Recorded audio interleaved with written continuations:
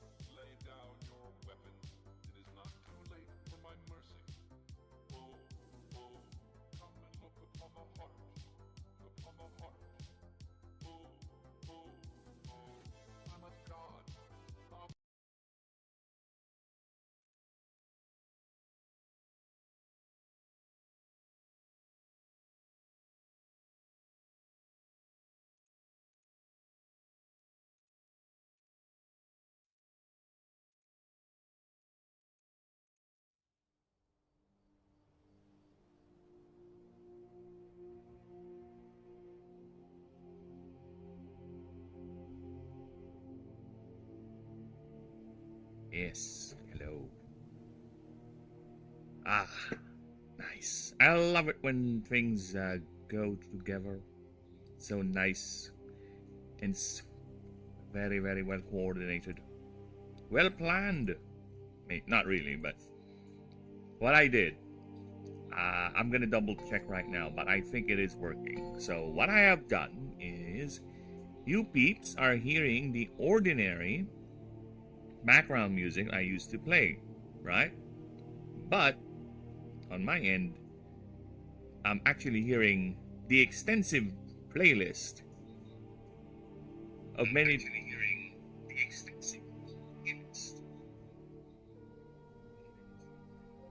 Okay. the extensive playlist of a lot of songs that, if played on stream, will kill me for copyright. And I have double checked, I have confirmed, I have heard I don't know what to call my voice. My voice? Again, I don't like hearing the sound of my own voice. But yeah. So yeah, I have confirmed the music coming through my playlist is unheard. It is not playing. It is currently black and white on my OBS, meaning it's turned off. And the only thing you guys are hearing is the chill Skyrim music in the background, which I can easily turn on and off whenever I want, just in case there's something interesting like a song that I don't think it's gonna get copyrighted comes up, and I just wanted to share to you guys. Alright, but as you can see there at the taskbar, it's currently playing marvelously. So yeah, I think we're safe. We are very, very much safe.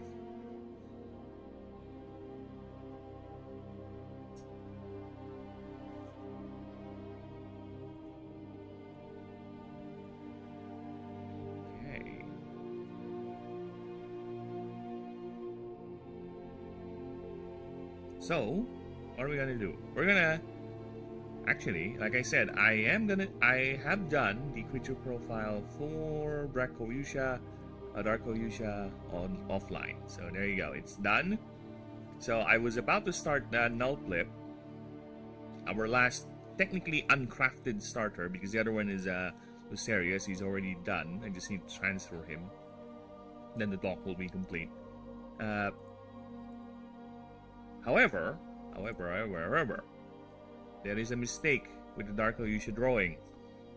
There is a grievous mistake that I did not notice yesterday, and I just noticed now. The finger is wrong. It's on the other side.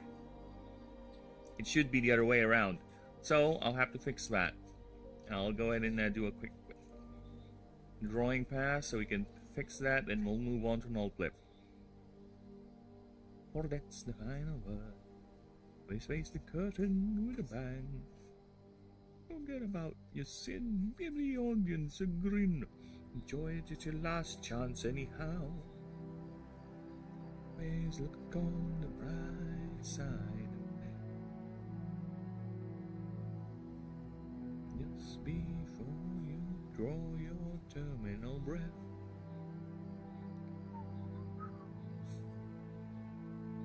when you look at it, the jokes are true.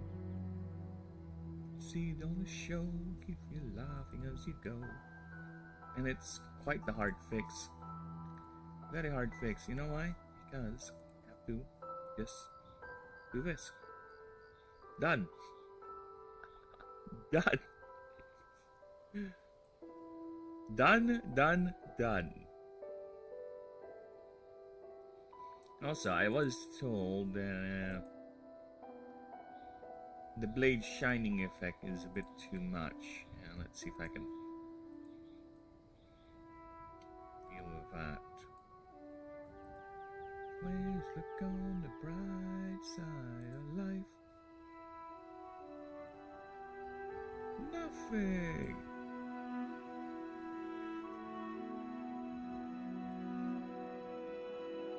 Always look on the bright side. You know what? I want to sing this.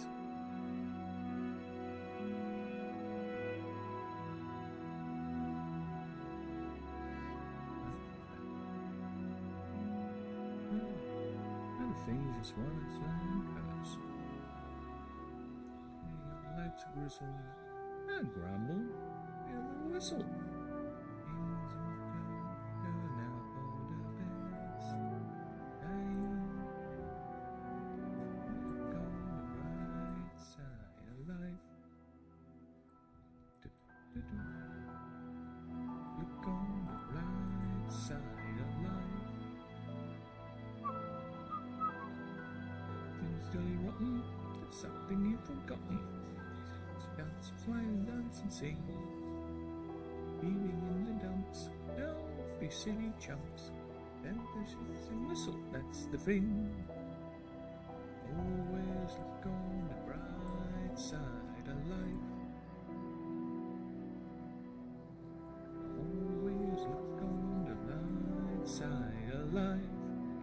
Hello, Elizabeth Mehza. How you doing? Absurd, and that's the final word. So face the curtain with a bang. Get out your sin, give the audience a grin. Enjoy it, it's your last chance anyhow. Hell's always the... Hi! Hello, hello.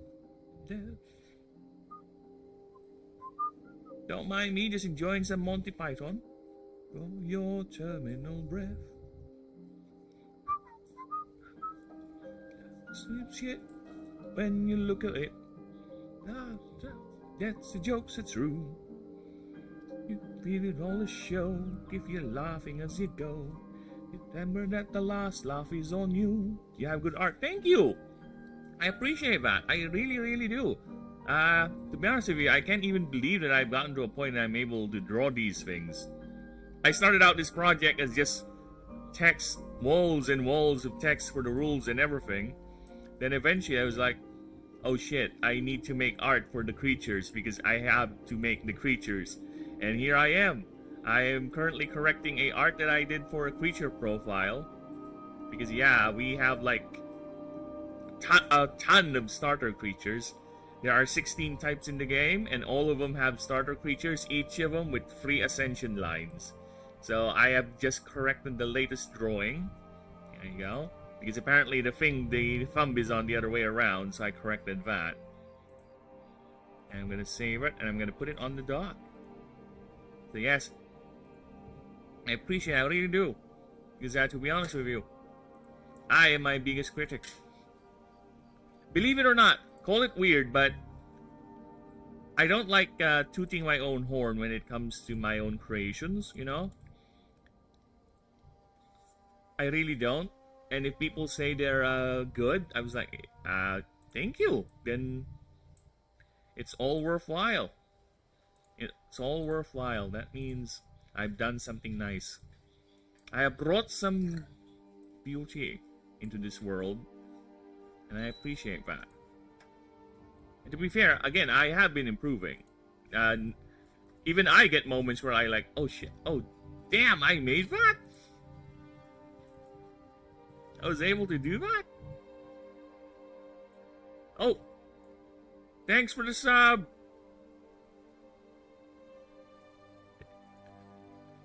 Thank you. So yes, the project is going steady, and now I am at the very, very last starter creature of the set. Well, not really the last one. There's another one after that, but that's the last one I need to create from scratch. Because the other one is one of the gods, and I already made him. He's here, the Pantheon list. There you go. So yeah, he's one of the gods, and he's the secret starter. There you go. So here he is. I'll just transfer his data. I might move things around, but yeah, other than that, we just need to do null flip, then we're good. Now, of course, I am a very conversational person, believe it or not. Believe it or not. If you want to see the starters chat, just go ahead and ask. I'll go ahead and do a quick rundown. But once I'm done making all the profiles, I will be showing them off. I will be making a dedicated stream for all the starters because basically presenting them one by one, because we will be doing a proofreading pass. Proofreading the creature profiles that I typed, the move sets, the wording, the technical writing. Of course, that is the most important thing with this with the game, because this is a tabletop RPG first before we translate it into a PC game. So we need to check our technical writing, see if it's understandable, see if it's not gonna confuse people and all that. So yes, I'll be doing that for all the starters. As you can see, there's a lot of them already. So we'll be doing that. We'll be starting with Torvin, moving down. Yeah, it's gonna be an entire stream just dedicated to me presenting all of these amazing creatures. And I'm gonna spoil it now, chat. I've been saying this, alright? But for those who are not aware, my main design function is not all ascensions are straightforward power-ups. All these 3 right here They are technically 3 different creatures. Umifin plays different from a Sushishim. Sushishim plays different from a Darkoyusha and a Umifin. Meaning they all are playable late game. If you want, if for example you want to use a Umifin, what is this live stream? This is my dev stream, drawing new gargantuan, of me making my tabletop RPG game, which is going to be eventually a PC game. It's a creature battler game designed in the spirit of role-playing D&D style with Slay the Spire gameplay. So imagine you're not just managing your creatures, you're also managing a character that levels up, which the rules are already done. So I'm at the process of just creating the assets, which are the creatures. So the rules are all done. Actually, I am already proofreading the rules. Hello, Denisium!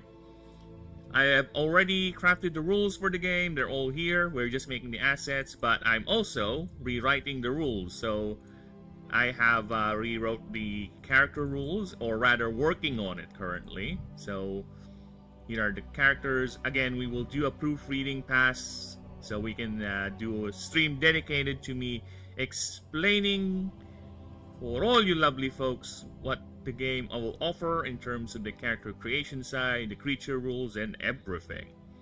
Alright, so I just need to finish them first. I'll finish this offline, then we'll do that. Same with the creatures. But for now, this is just me chilling, or trying to get to see how many people would find the project interesting. And since I do streams anyway, so might as well just be productive and just stream the entire session, the entire creative process. And trust me, it does help. You know why? Because the other day, I lost data. Like literally, a word just lost its brain. And hello, GV365 Das. Hello, hello. So yeah, as I was saying, I did lost data yesterday because for some reason Word didn't say the last chunk of things I typed, and I lost all of this. Yeah, I lost all of that. So I was lucky that I was streaming that session, so I was able to recover all that things that I typed, copy it from this stream, and yeah, it helps. It helps. It helps both me and drumming up interest for these settings. So yeah, that is currently what we're doing. We're just crafting the creatures, and this is the last of the 16 starters, as I said, that we need to do. So I'm gonna get right to it. But of course, as I said there, any questions about the setting, if you want me to introduce the starters to you, so no problem, anything. But yes, long story short, this is a creature battler game that I designed, set in my own unique universe, which is actually, the funny thing is, if we're gonna go to the folder here, right, look at that. This is the Manaverse. This is a story that I was typing that let's just say IRL made me stop focusing 100% on. Then eventually I had a dream, and this is where sometimes when I do dream, you know, I'm a very lucid dreamer. So when I dream of story concepts, I would just wake up. The moment I wake up, I would boot up my PC and type them here so they won't be lost. And one of the dreams was a creature battler game. Not really a game, no. It didn't start off as a game. It started off as a setting. What if, in my universe, there is a creature battler planet? It's like, yeah, sure, let's make that happen. And here it is. I think 4 months now. I have worked on it. So yeah, 4 months now, and I've 100%ed my dedication to this project. The channel is now turned from a gaming channel, is just to a channel dedicated for the project. So I will be also eventually posting edited videos about the setting, you know, the lore, the rules and all that. So yeah. And the funny thing is, here's another funny thing, considering how big the project has become.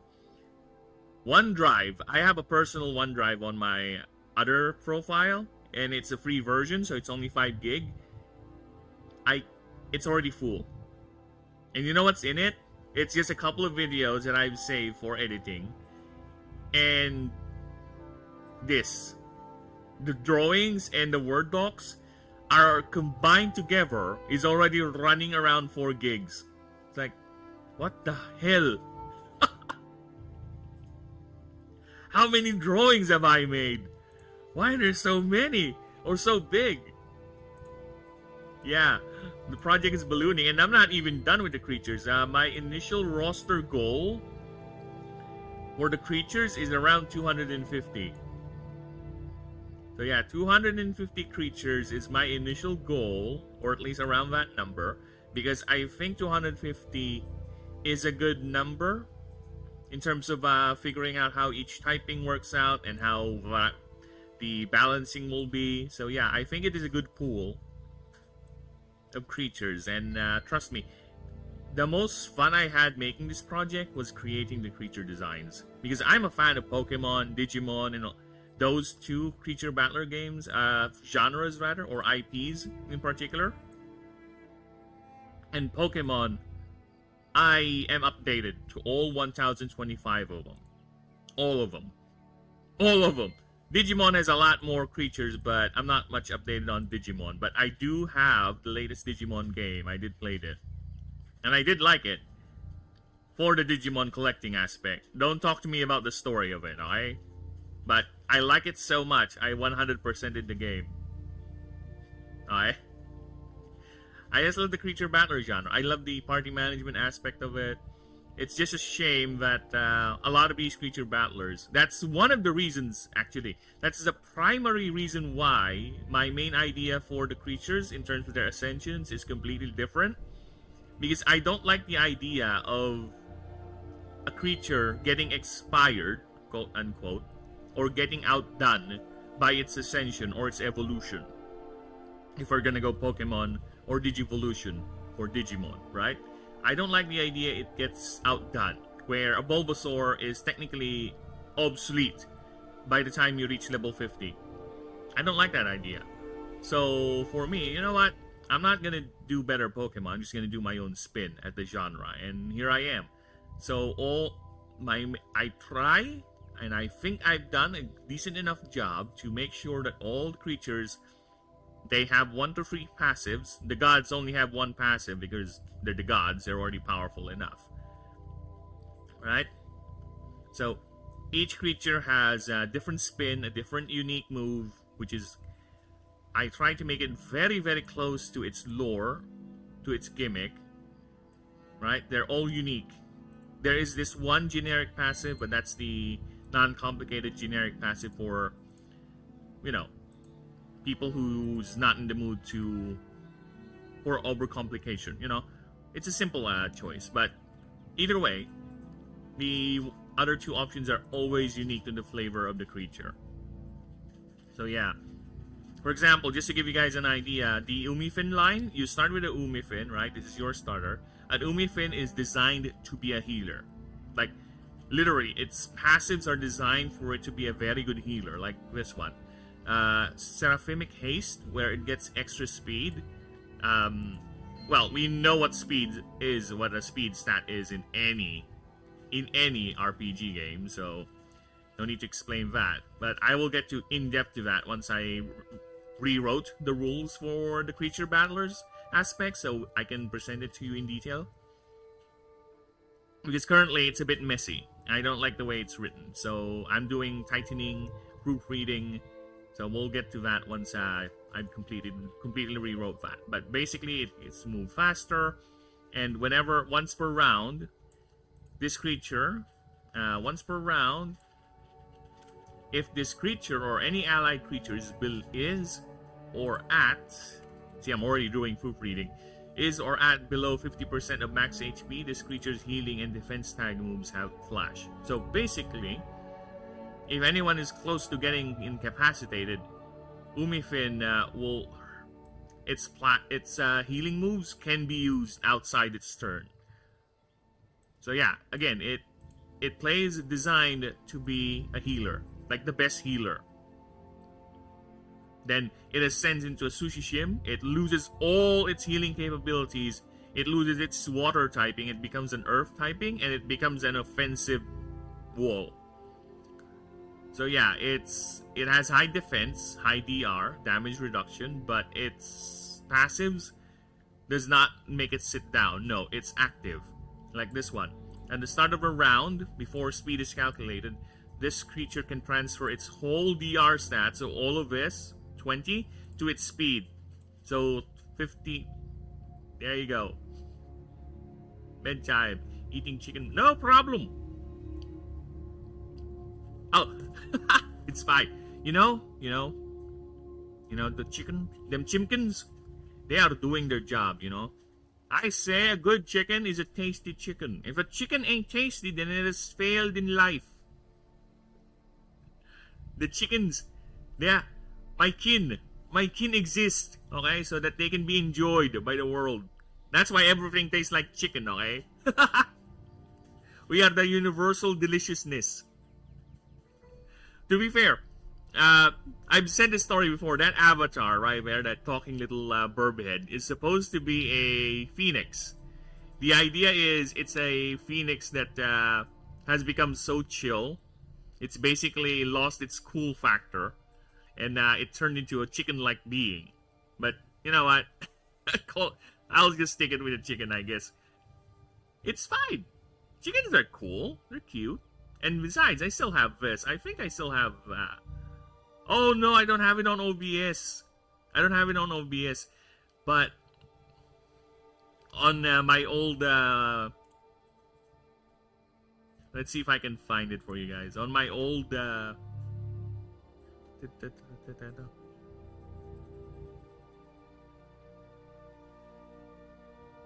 I can find it.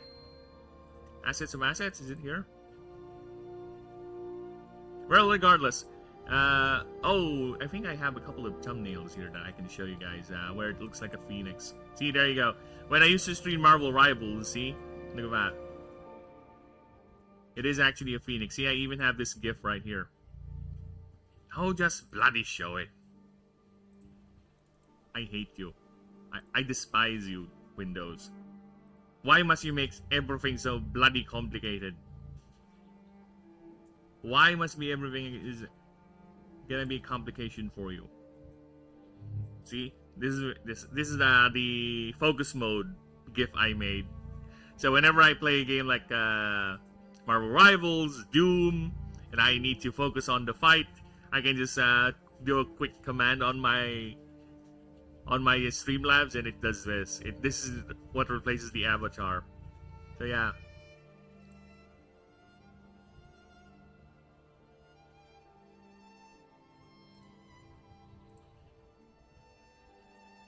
So it's fine. They are doing their job. Yeah, as I was saying, they all play differently. They all play differently. I don't even need to read the passives, to be honest. You can just see right here the text is very much different. It's not specifically, or not, it's just plus more damage, plus more this, immune to that. I find that boring. I played a lot of games with creatures that have passive abilities that are just flat. There's no real flavor to it. A lot of their passive abilities are designed to be pulled from a similar pool, and it's just reshuffled. Again, it's their approach, but for me personally, I find it doesn't have enough flavor for me. Because you have this one sentence explaining to me that let's choose Piplup. Okay? Let's go Pokemon. Let's go Pokemon for a bit. So, Piplup, right here, this cute little thing. It is among my favorite designs, by the way. Okay? I love this guy, especially Empoleon. Okay, so this guy is known to be quite the little dastardly boy. Okay, he refuses sometimes to accept orders from his trainer because a Piplup is a proud little bastard. But nowhere in the game does it has that ability or it has that tendency. There's no passive ability, no attack ability, nothing that plays around that idea. And it's kind of annoying for me, okay? Because it detaches the game and the world building. It's, to be honest, the weakest thing in Pokemon is the world building. And being a fan of massive, sprawling world building settings like Warhammer 40k, Star Wars, Lord of the Rings, and all that. Okay, even Avatar: The Last Airbender is another one with the sprawling world building, right? Just to name a few. I find the world building game in Pokemon to be very, very weak. Very, very weak. But it doesn't stop me from collect or being updated still with the entire roster, okay? And I still play the card game, the mobile game. I have it. These nostalgicisms and all that. So yeah, that's my point. Look at that, that's an Empoleon right there. So yeah, nowhere near place to that. Basically the lore of the Pokemon is very different, and some legendaries don't even have legendary feeling passive abilities. It's just pressure. Mewtwo, the supposedly most powerful Pokemon in the setting, just has pressure.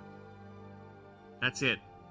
I understand why, because Mewtwo was introduced into the game without the idea of passive abilities. No. Passive abilities, I think, were introduced Gen 3. So, technically, all the Pokemon preceding them does not have any sort of passive abilities. So, I understand if that's the case. But they never updated it. They never did. They never did. So, yeah. That is my main inspiration as to why I strive to create every creature in the game to be as unique as possible. But of course, considering the massive roster we're planning, we will eventually get to a point where some passives will cross over to one another's territory, which is fine. As long as it matches the lore, the flavor of the creature that I'm going for, I am okay with it. Okay? It doesn't need to be 100% be unique. I can't force uniqueness when there is nothing, because that is not gonna generate anything cohesive. It's just gonna force that for the sake of, right? I prefer to stay with the lore. The lore is my master, okay? The way I made the setting is world first, universe first, then everything funnels down. Okay? I will get to a point eventually, chat, where I will be doing streams where I'm gonna be requesting creature designs from you people. And I have already a couple requests, so that's neat. So I'll get to work with them once I get to the creature designing for the normal set. Right, the ordinary creatures or the non-starter creatures. So yeah, I will get to the point, and I keep on saying this. The main challenge is simple. The main challenge is simple. I'll have to make your request work inside the setting. Right? That is my challenge. If someone requests, hey, can you make a robot that's basically a reference to this robot? It's like, sure. I'll see if I can make it work. Because I am a fan of Digimon, like I said, but I am not going to copy Digimon's approach to doing a lot of their referential things, where it's like not really one for one, but it's very obvious, to the point that most of their designs, especially the mega forms, are just people cosplaying as that thing. Especially the female designs. A lot of Digimon Mega Form female designs, as much as I like Sakuyamon, as much as I like Junimon, are just women cosplaying as whatever there should be. So yeah. Besides, whatever I do, right? If ever the game gets popular enough, and that is my dream, okay? My biggest dream is to one day see the game here on Steam. Right here. I want the game to show here, right? The PC version at least. The tabletop version, we'll get to play testing that, the tabletop version. The Discord is actually set to... Let me show you guys. The Discord only has 3 members right now, but the Discord for the game is already set. Look at that. I have invited the wife. This is me, the streamer profile me, and this is the actual me. So, yeah, the Discord is set. It's very bare. I haven't done anything much to it, but it's there. So I will fiddle with this every now and then, try to see what I can add, what I can do, but it's there. I'll start putting in the link on the streams eventually so people can join in and all that. But yeah, for now, let's keep it secret. Let's keep it safe.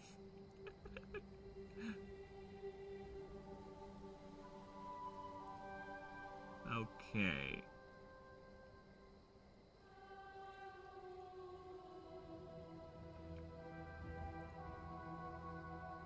It is? Yeah, it is. It's there. I don't know if you saw it, Denisium, but yeah, I just showed you the Discord, see? I still have it, there's no public links to it yet, but it's here. I've just set it up. Just testing it out. There's only 3 people in it, alright? The wife, me, and me. Personal me, and streamer me. But no one else is in it. But it's there, it's alive.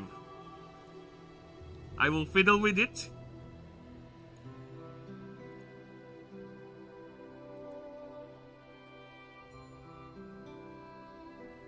Oh, that's interesting. Alright, let me just check something because this is interesting. YouTube. I'm looking at my YouTube profile right now, and apparently a lot of you guys' chat is not showing in the chat. What the hell? There you go. I have to change it to live chat. Yeah, because I was like, what's going on? Where's everyone's chats? I was only able to see you guys' chat through the OBS screen, and lucky I have that set up. Otherwise, I would miss a lot of you guys' chats. So yeah. Don't want to set the world on fire. I just want to start a flame.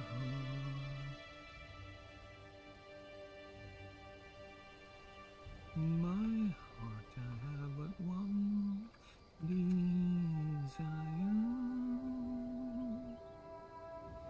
and that one is you. Although we do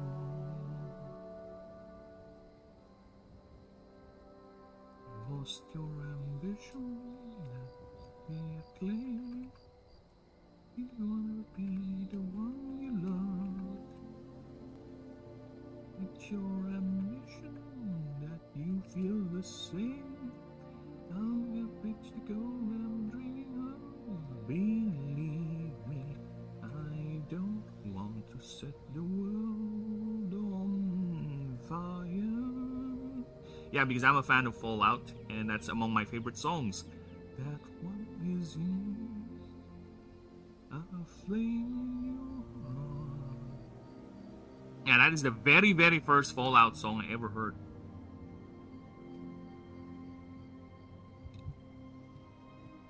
What should we say, man? It's up to you. Whatever you want to say, as long as it is respectful and as long as it's apolitical. Because trust me, I already deal with a lot of political things IRL. Okay?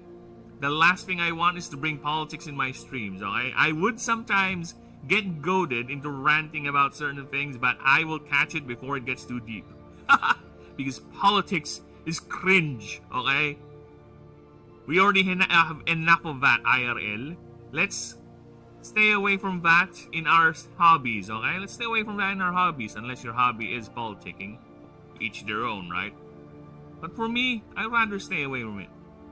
And I'm not totally being honest with you people. I will talk about politics. You know what politics? The politics of the setting. Of course, there is politics in the setting. There are political players, there are factions, there are different belief systems that are competing against each other because we are talking about a planet that is entirely set in a drought crisis. Think of it this way.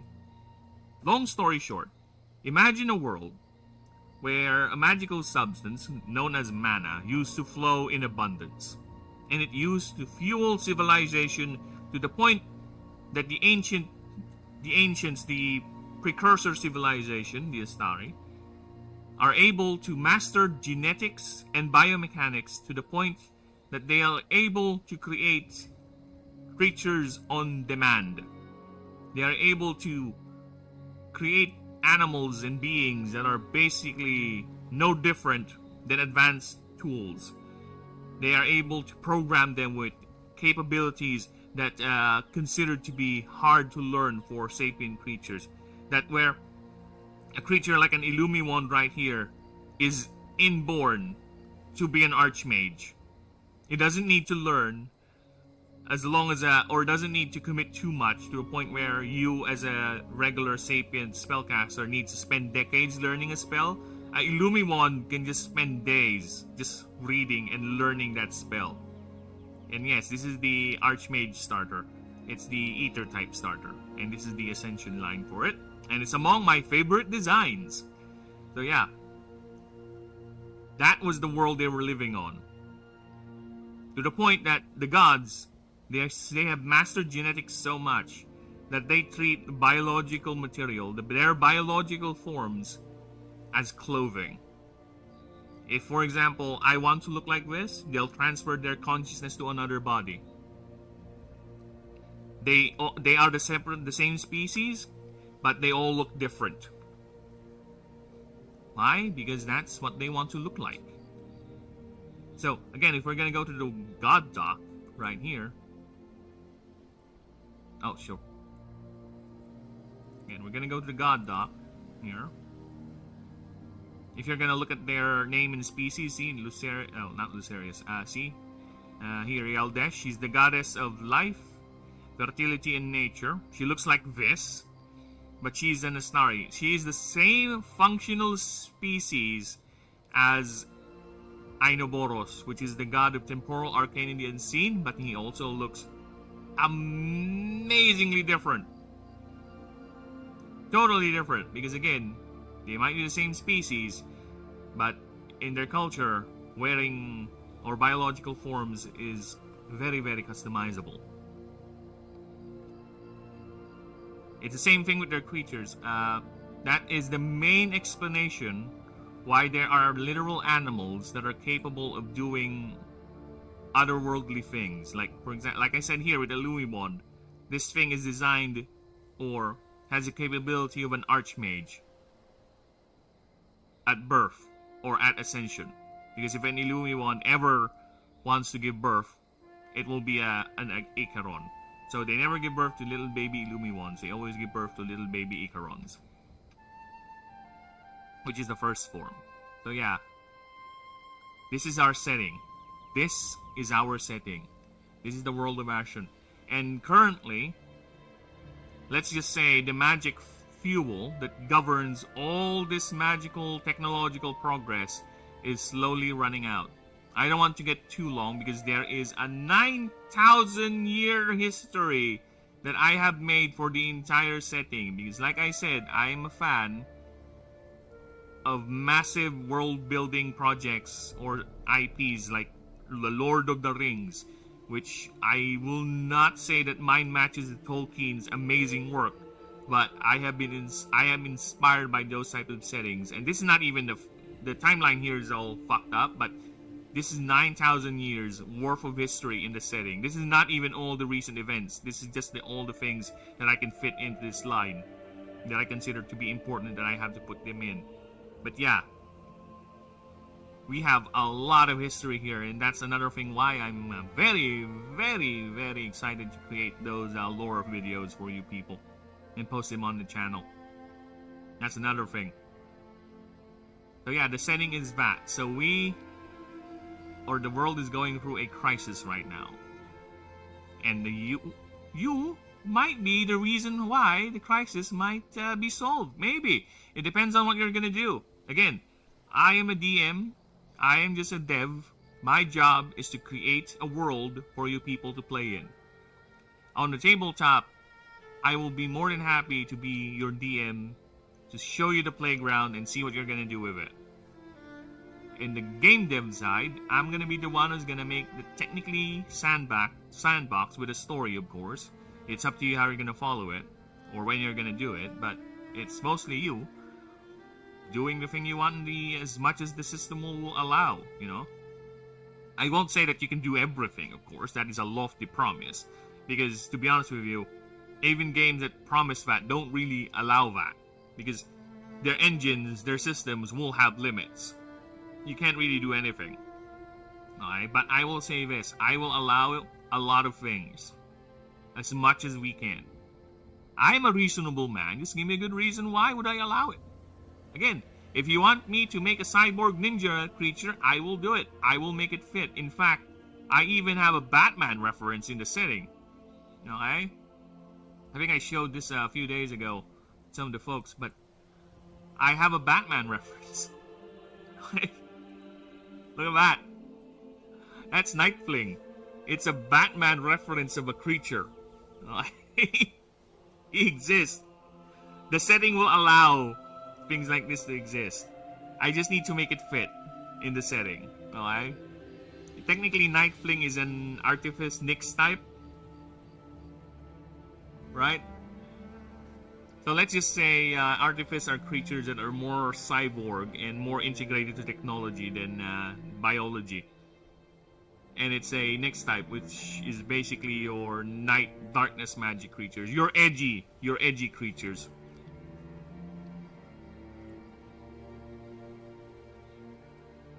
So yeah, again, the setting is very, very flexible. It will allow a lot of things. So I am more than happy to accept the challenge. Give me creature. Dude, there's one of my friends keeps on joking that I should make a creature that is revolving around diarrhea. I already have the concept laid out. It's not really ready to go, but the concept is there. I got it. It's a toxin-based creature, or a debuffer, basically, that lives in the sewers of the major cities. And I'm thinking it's gonna be either a Artifice Nyx or an Artifice Void type, something around that. But yeah, the concept is there. I'm gonna do it. I'm gonna make a creature that's basically like that. Of course. Why not? Again, the setting will allow it. This type I'm making right now is Eldritch, to be honest. Void. This is the Void types. They're, long story short, they're aliens that broke through and caused a whole lot of fuckery with the setting. And now these are the remnants that has integrated into the wildlife. For whatever it's worth, right?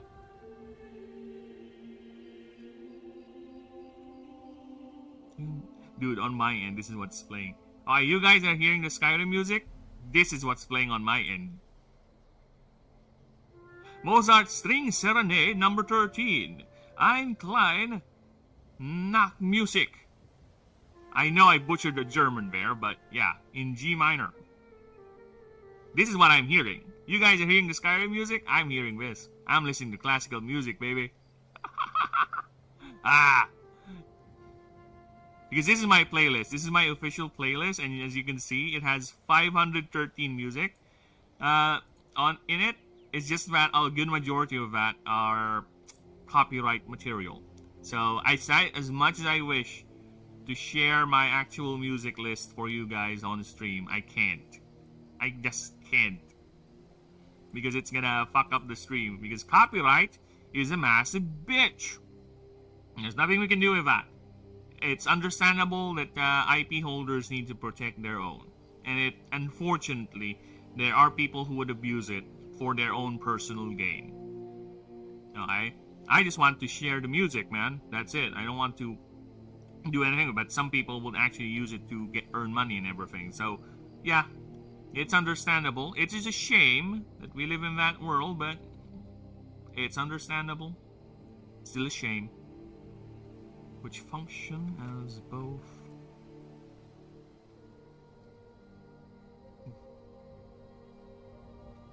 grasping limb and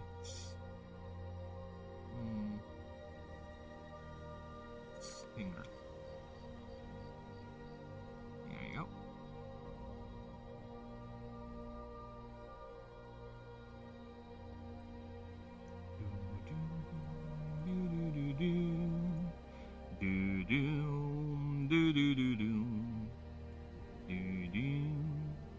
Wait a minute. Why did my player stop? Oh, this one is interesting. If you guys know where this music from, then good for you. I'm gonna play it so you guys can hear it. Hi. If you know where this music's from, good for you. Play!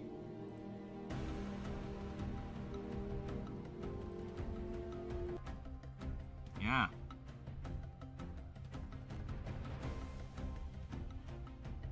It is among my wife's favorite games. And you know what's funny, when she played this game, she was like, I don't want to 100% it. It has too much time trials and races. I'm not good at races. And this is the one she 100%ed and not the first game. I think she knows what I'm referring to. Yeah. You did 100% Ori too, right? Why am I asking her? I can just easily go to my Steam and show it.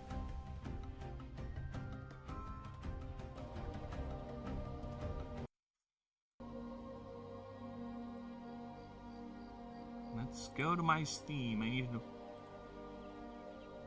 Ori and the Blind... There you go. See? 100%. He is crazy with these games. She 100% in Ori. She's super close into 100%ing another game.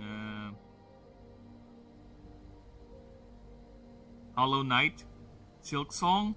The only thing she hasn't done are the speed runs and the Steel Souls. But here's the funny thing. I know she can do it. She's just not in the mood to do it, to commit to it. You know why? Because she fucking 100%ed the first game. She 100%ed Hollow Knight 1, okay? So she beat the Steel Soul mode, she got through Pantheon 5. So I know she can do it with this one too. She's, you know. She's not in the mood, then she's not in the mood. What can we do? Body is durably elastic.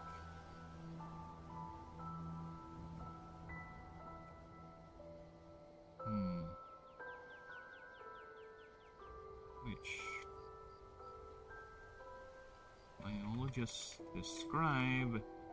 Yes, here's the thing. Here's one thing you would notice with the way I make creature profiles and explanations with how they are.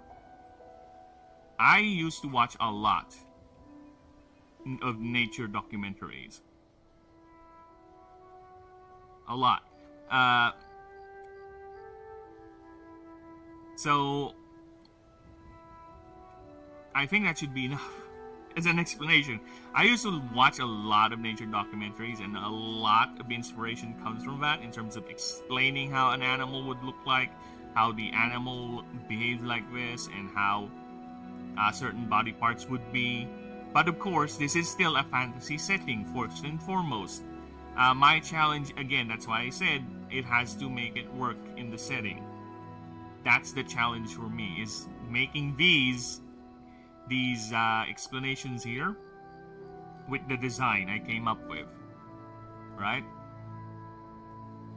And that's the fun part. To be honest, I find that really, really fun.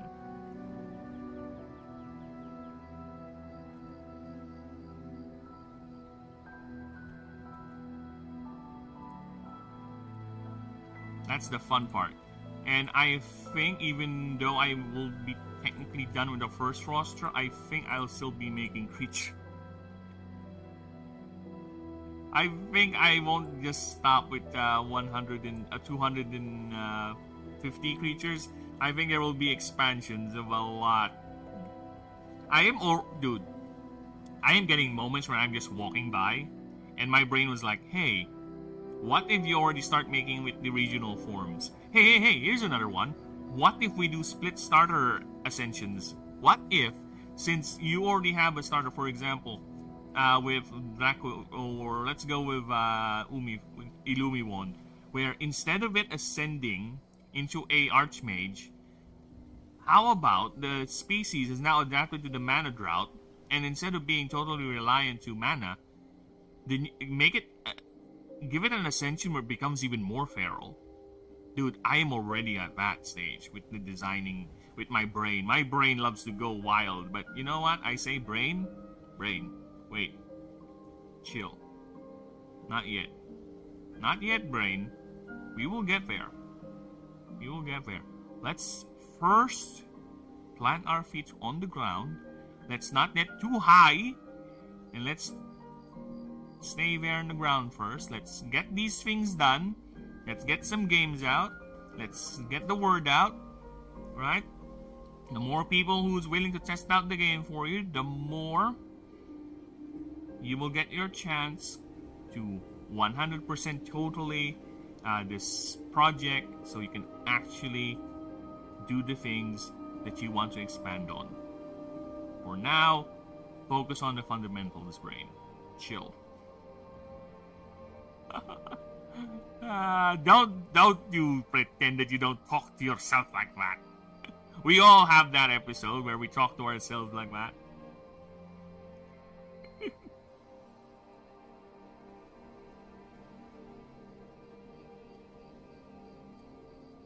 Despite its compact form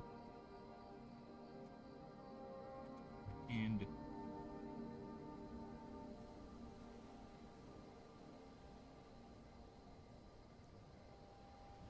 is still considered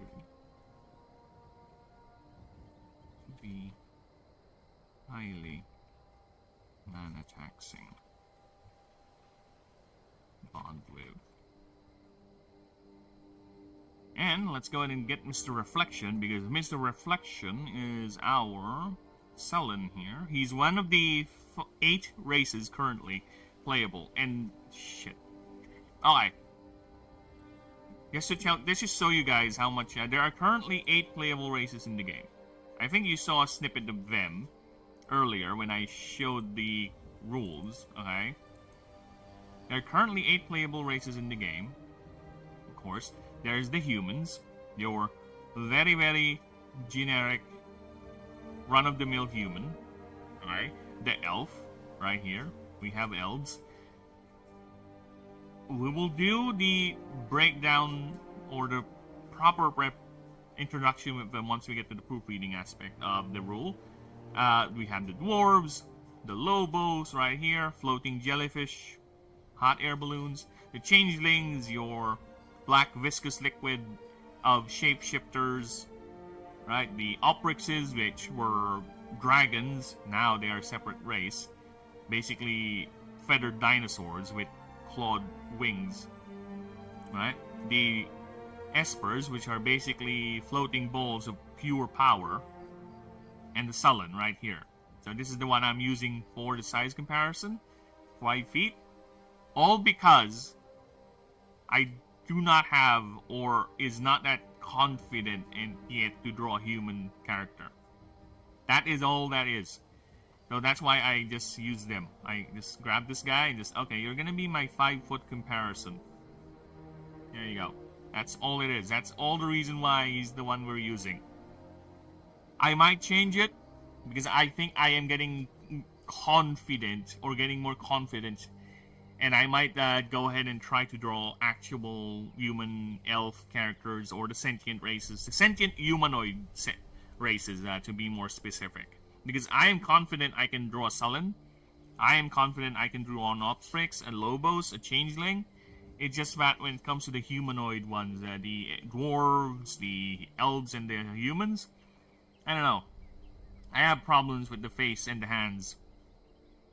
But yeah, as I was saying, I already have 2 extra additional playable races already cooking up in my head.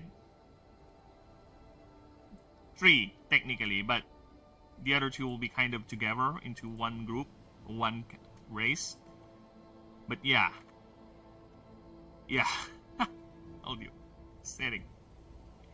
It is ambitious. The title of the channel description says it all. It is a overly ambitious project. And again, I thank you all for being here and supporting this ongoing journey. And yes, this is how big an Nullflip is. That's how big it is. It is quite the small one, I would say.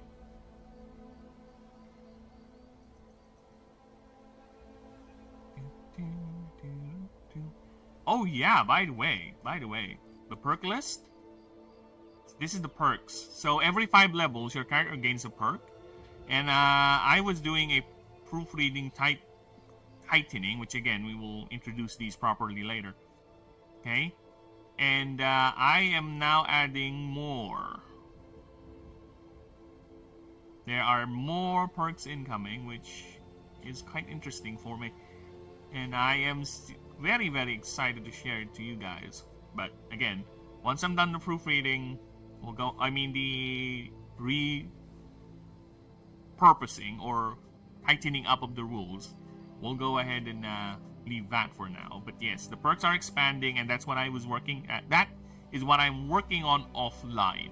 The perks. And the perks. Now, the perks and the character rules. So once we're done with that, I'll dedicate an entire stream just to do a proofreading pass on that.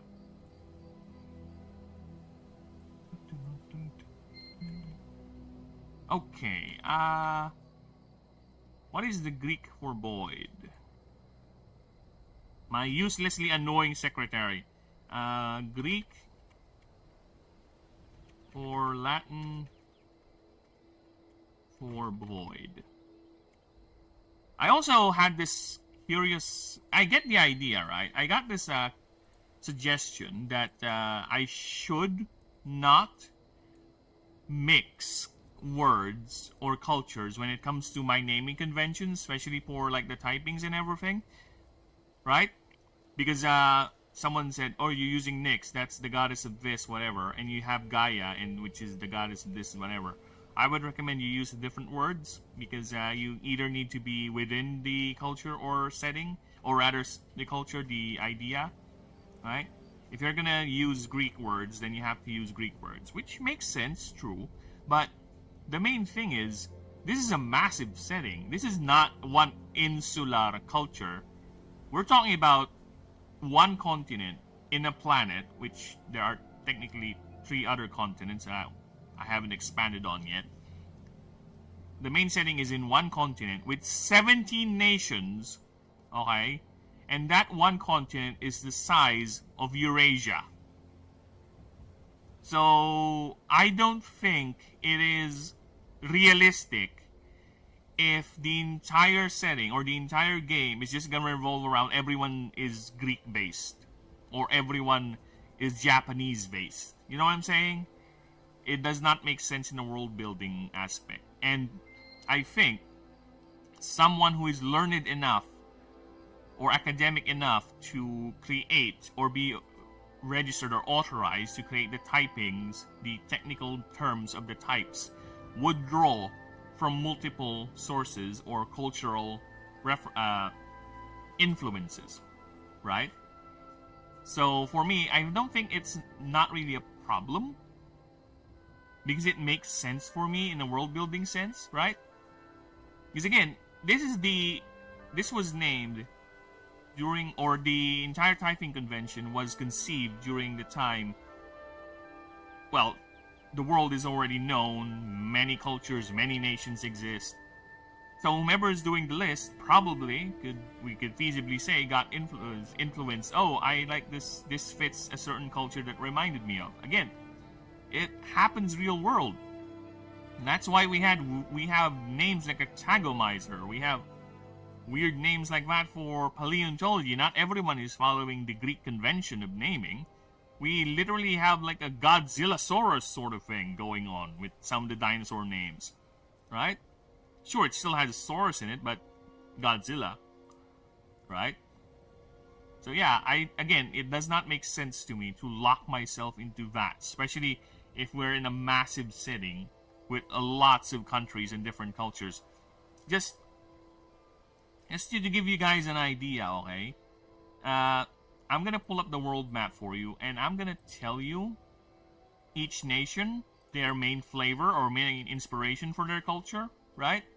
So this is the world, and this is the continent I'm saying. This is where it's set, and these are the other continents that are in the universe, but I haven't expanded it a bit. I have very thin ideas as to what they are. And here are the starters, by the way.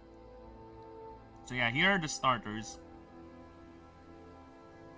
Look at them. So I'm here. So I'm done with all of them, and I'm working with Nullflip right now. So we're done. So just to give an idea, okay? This here, Lighthold, this is Japanese inspired. The region is a war-torn area that used to be being fought over by 3 different countries. They've got, well, 4. Gadrina, Valley of Miracles, Yaldesha, and Aslan. So now it's an independent state, and it's Japanese inspired, so the culture there is around prefects and all that. Even the architecture, the ruins, is around Japanese. Aslan is your more high fantasy elven style architecture, Roman imperial style, right? Castellan is more of a Spanish tropical setting. That's their main inspiration. Valley of Miracles is more of a nomadic, gypsy, magical sort of inspiration. So this setting, these 4 alone, would have very different ways of naming things. And if you're a scholar in Arcanus trying to come up with a naming convention for the typing, you're a scholar. You know a lot than common people, so most likely you have very much influences and ideas from other countries. Yeah, again, it does not make sense if I'm just gonna lock myself into one naming convention for one culture. I'm just emphasizing the point. And a bit showing off the world too. I'm so proud of my work. Can you blame me? Can you blame me? I am proud of my work. Wait, is Nullflip double L? Okay, I need to double check that. The last thing I want is to make inconsistency. Nullflip is double L. Okay. It's a vision of day creeping. It's a tinted while I'm sleeping. The visions that just crept in my brain still remain in the sound of silence.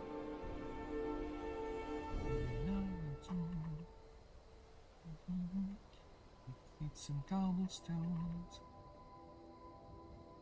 the halo of a street lamp. It's a color that will golden dance. And eyes will stare through the flash of the neon light. Split the night with the sound of silence. It can make it light our soul. 1,000 people, maybe more. Left howling without speaking. People flailing without the fear. Let it down like horses. I need to not sing properly. I might flag copyright. That's how strict it is, actually. Even by humming it like that, it's gonna trigger it. I know, right? I know! Now, type symbols. I need void. Void is it?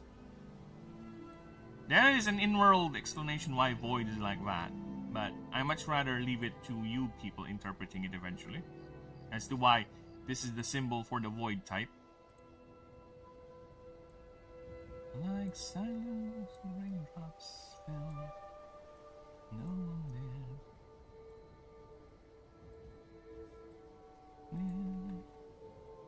Silence.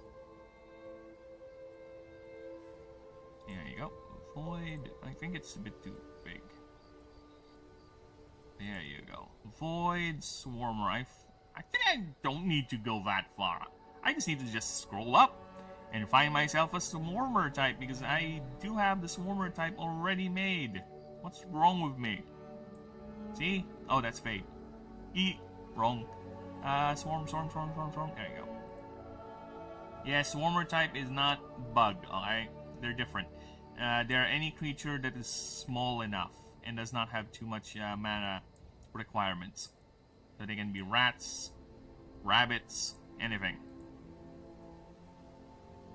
That's why the symbol looks like that. It's not insects. Okay. Gonna remove these. Because you are not a Darko Yusha. You are a null flip.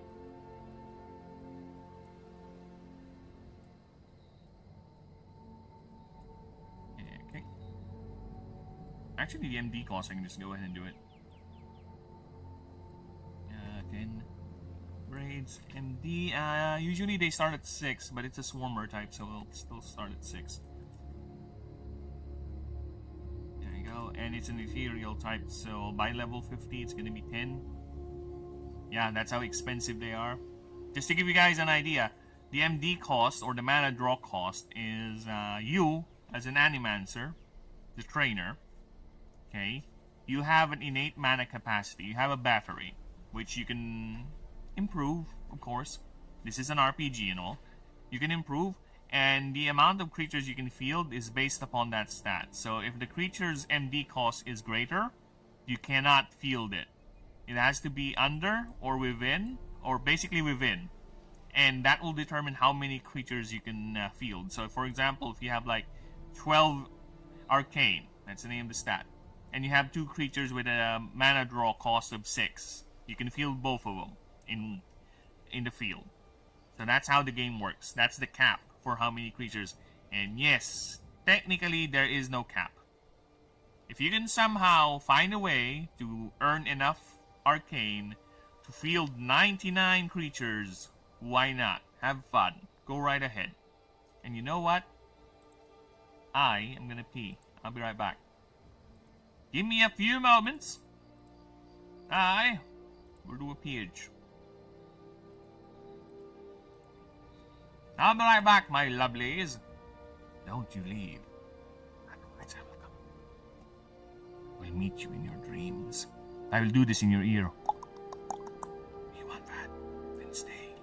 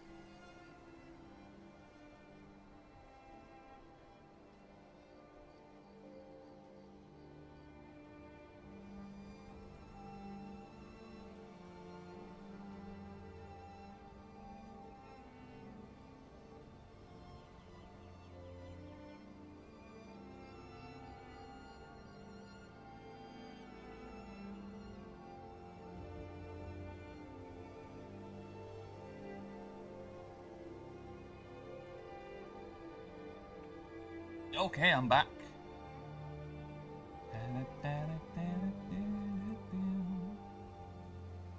Clear that. There we go. And how long will be... Oh, fuck. Why did my OBS went there? What the fuck? Are you okay, OBS? Did you lose your brain or something? Alright. Just checking the streams. We're good. Okay, streams are very, very good. Thank you. Thank you, everyone. Okay, Twitch. Yeah, because I'm like multi-streaming on Twitch. 2 streams on YouTube, by the way. If you people prefer to see the vertical stream, if you're on your phone or on the go, I am over there. Or if you're on your PC chilling, like moi, you can go ahead and view it on the regular.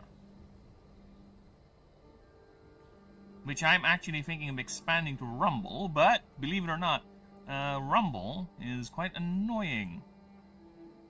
I'll tell you why. Because it's asking for an OTP, right? To send a thingy.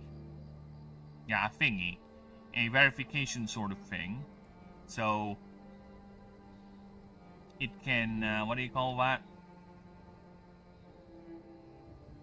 Brain. Sorry, my brain is shutting down. So I can go ahead and stream on Rumble, but for some reason, it's not being sent on my phone, even though I typed the number right. I don't know. It's probably because I'm the land of Philippine Peens.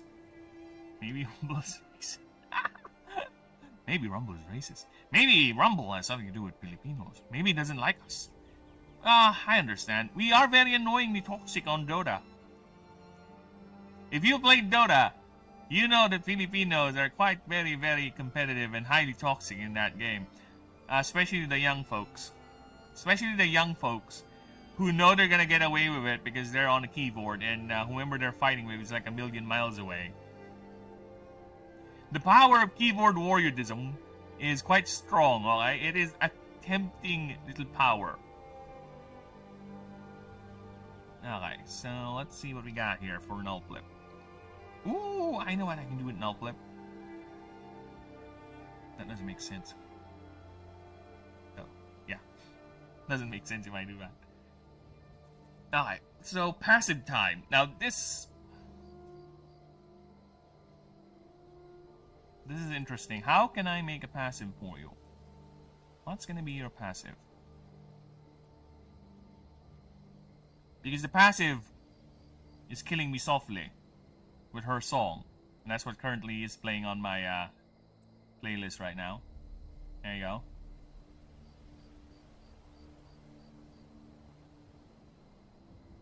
Okay, so we have an elastic body and a stinger. I kinda want to make the stinger its unique move. Okay? The flip cut. That is already a perfect name for a move for an attack. So I want to make the body elastic thing a passive. Ooh.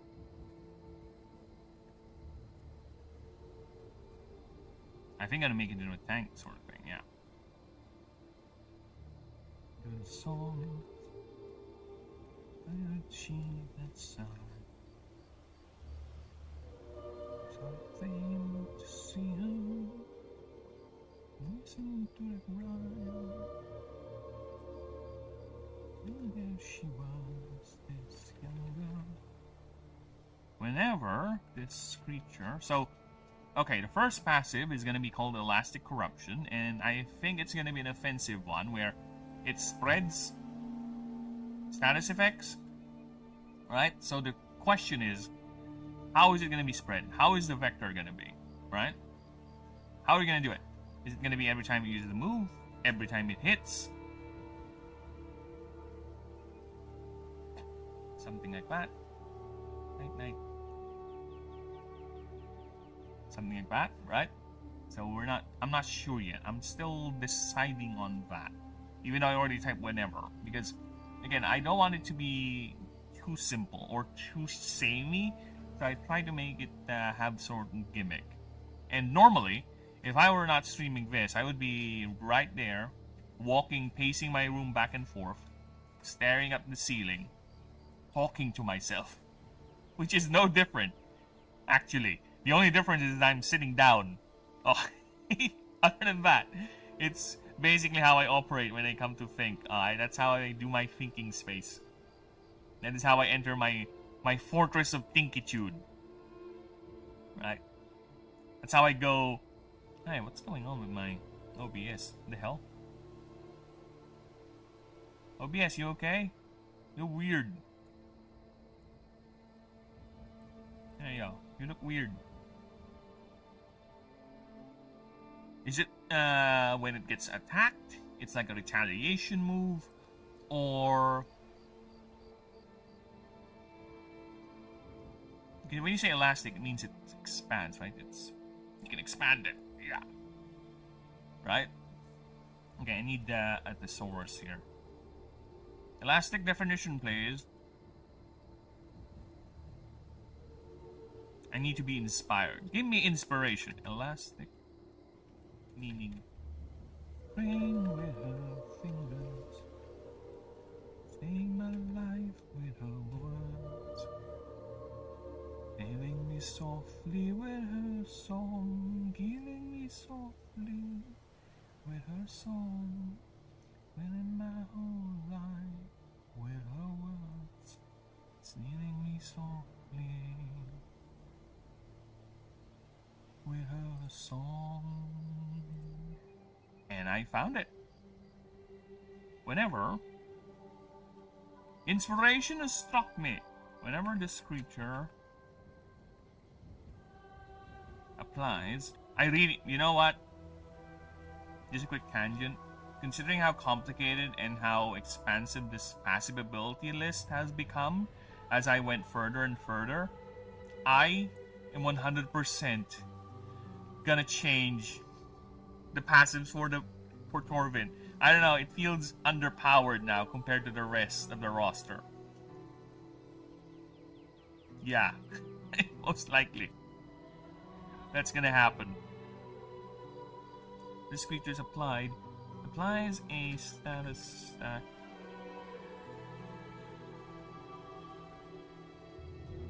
To a target. You may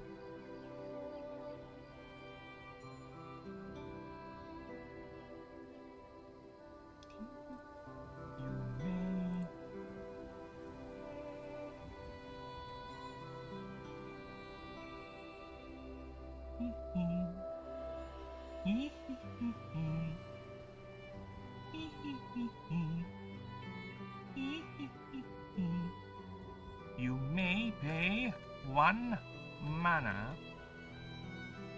Oh, no, let's do this. You may have another target creature.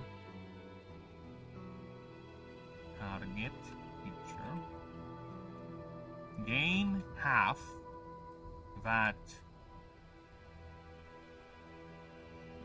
the applied status stack effect.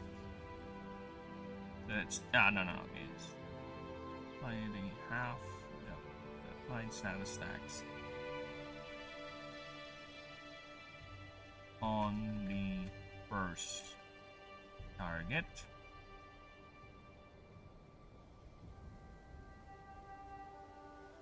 You may choose other targets.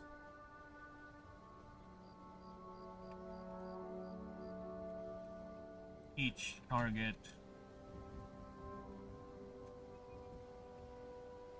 chosen or extra? Each extra target? Yeah, extra target would be better. Each extra target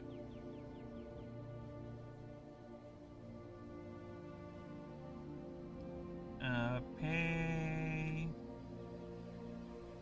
1 mana per extra target. There you go. Okay, Elastic Corruption is done. So basically, it spreads its status default. Half. If it applies 5 void touch to a target, you pay 1 mana, you apply another 3. Yeah, I need to put that caveat.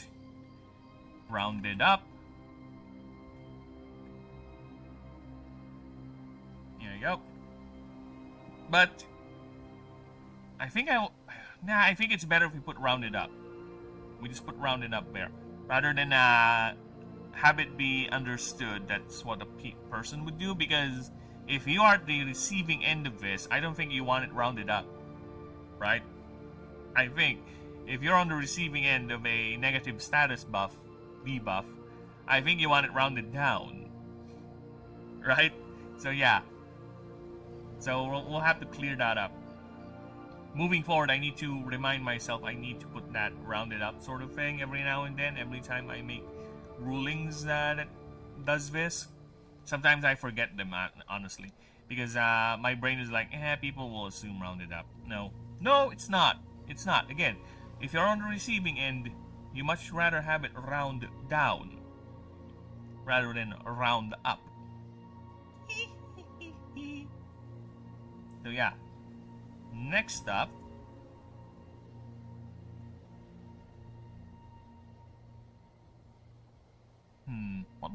another word for elastic, please. Elastic synonyms. I need synonyms for elastic.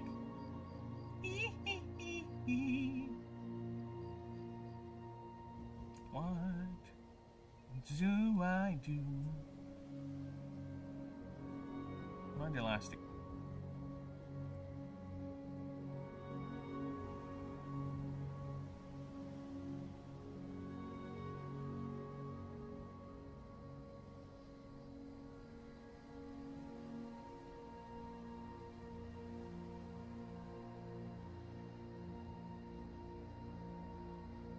I guess I can manipulate it. Alright. Flexible, stretchy. Ooh, pliable. That's an interesting word. Pliable, springy. Oh, springy resistance. That's cute. Malleable resistance. Fluid. No. Responsive, sensitive, variable. No. Springy resistance sounds fun, but this thing doesn't spring up and down. It's like a jumpy thing. Pliable is... yeah, I would go there.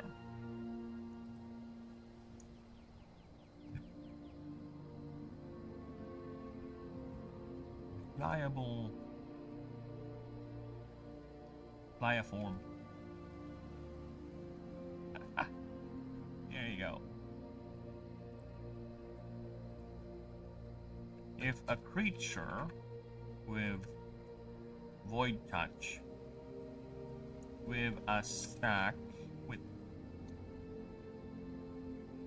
at least a stack of void touch,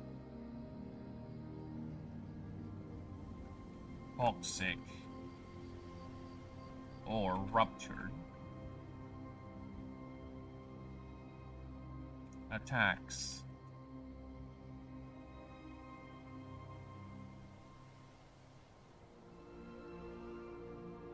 this creature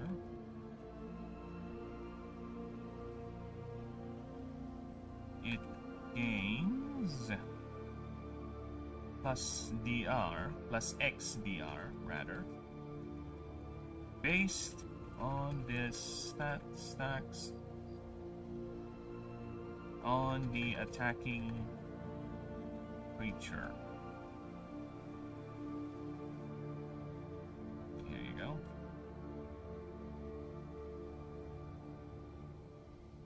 For that one interact. For that one attack. Also, you may... lately I've been slipping with the may consistency. I've been using can, and it's annoying me, to be honest.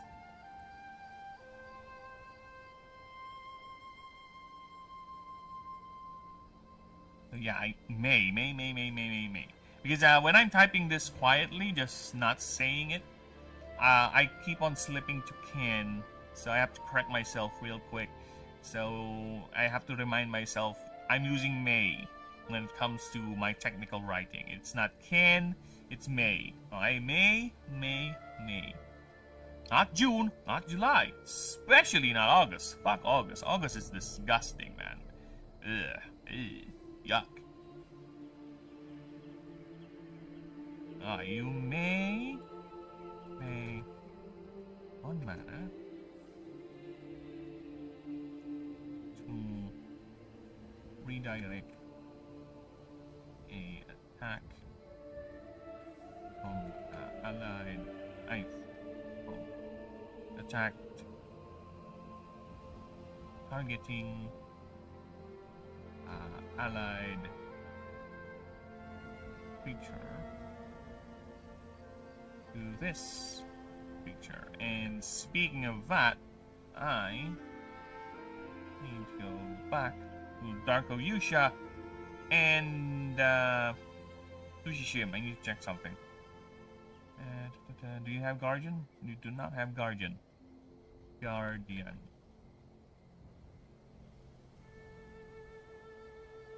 Nice one, Rain. Hey, I need to go out. I have things to do, Rain. Fuck off. Rain! Go away. Come again tomorrow when I'm not going out. Every time, I swear to God, this tropical weather is annoying me. Every time I am scheduled to go out because I need to do something, it's gonna be raining. It's either gonna be raining, a slight drizzle, anything wet. And again, I like the rainy weather. I really do. It's very relaxing. It's very melancholic. It gives me this feeling of yesteryear, like, those were the days. You know, it makes my brain go all nostalgic. It goes to memories and what ifs. You know, it fuels my imagination.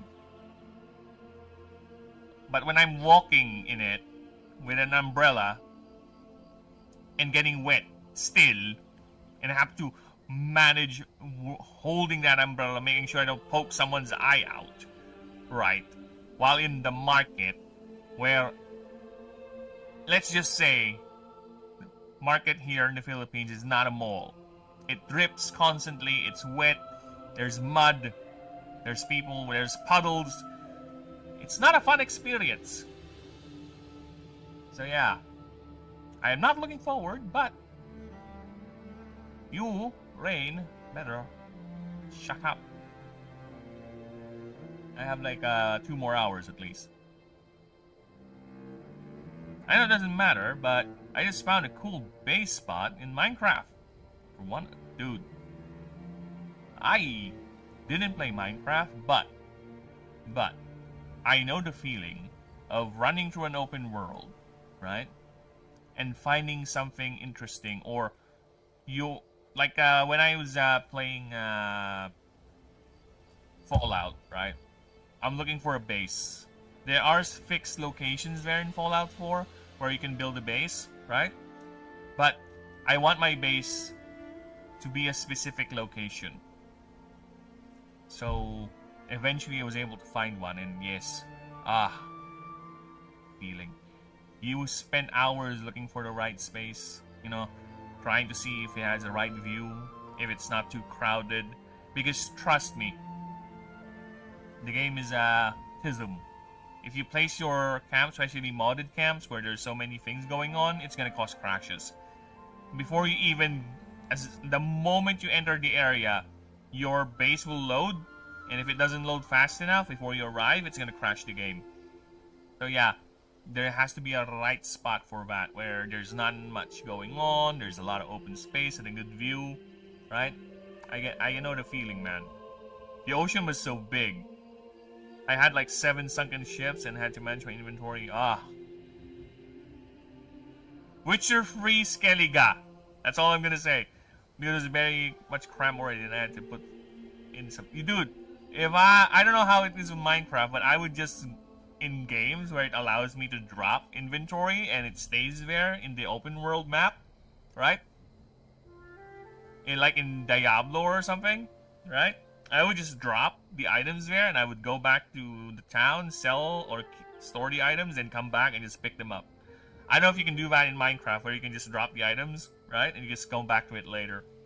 At least you have a secret stash somewhere.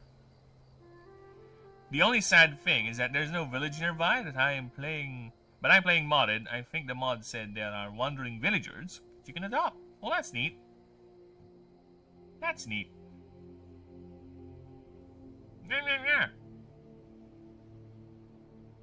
You can put him in chests, but I don't want to go back there. Yeah.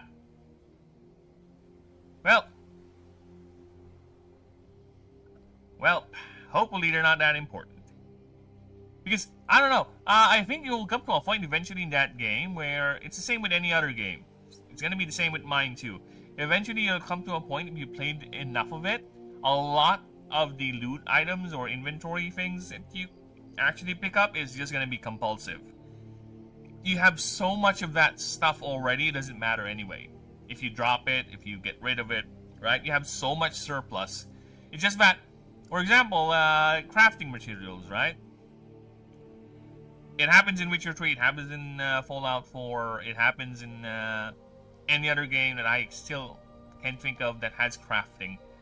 This rare component that you come to a point where you're compulsive and impulsive. The moment you see it, you grab it, but you already crafted everything that you can craft with it. But you've spent so much time looking for it, and that impulse of you just grabbing it right away and just hoarding it doesn't go away.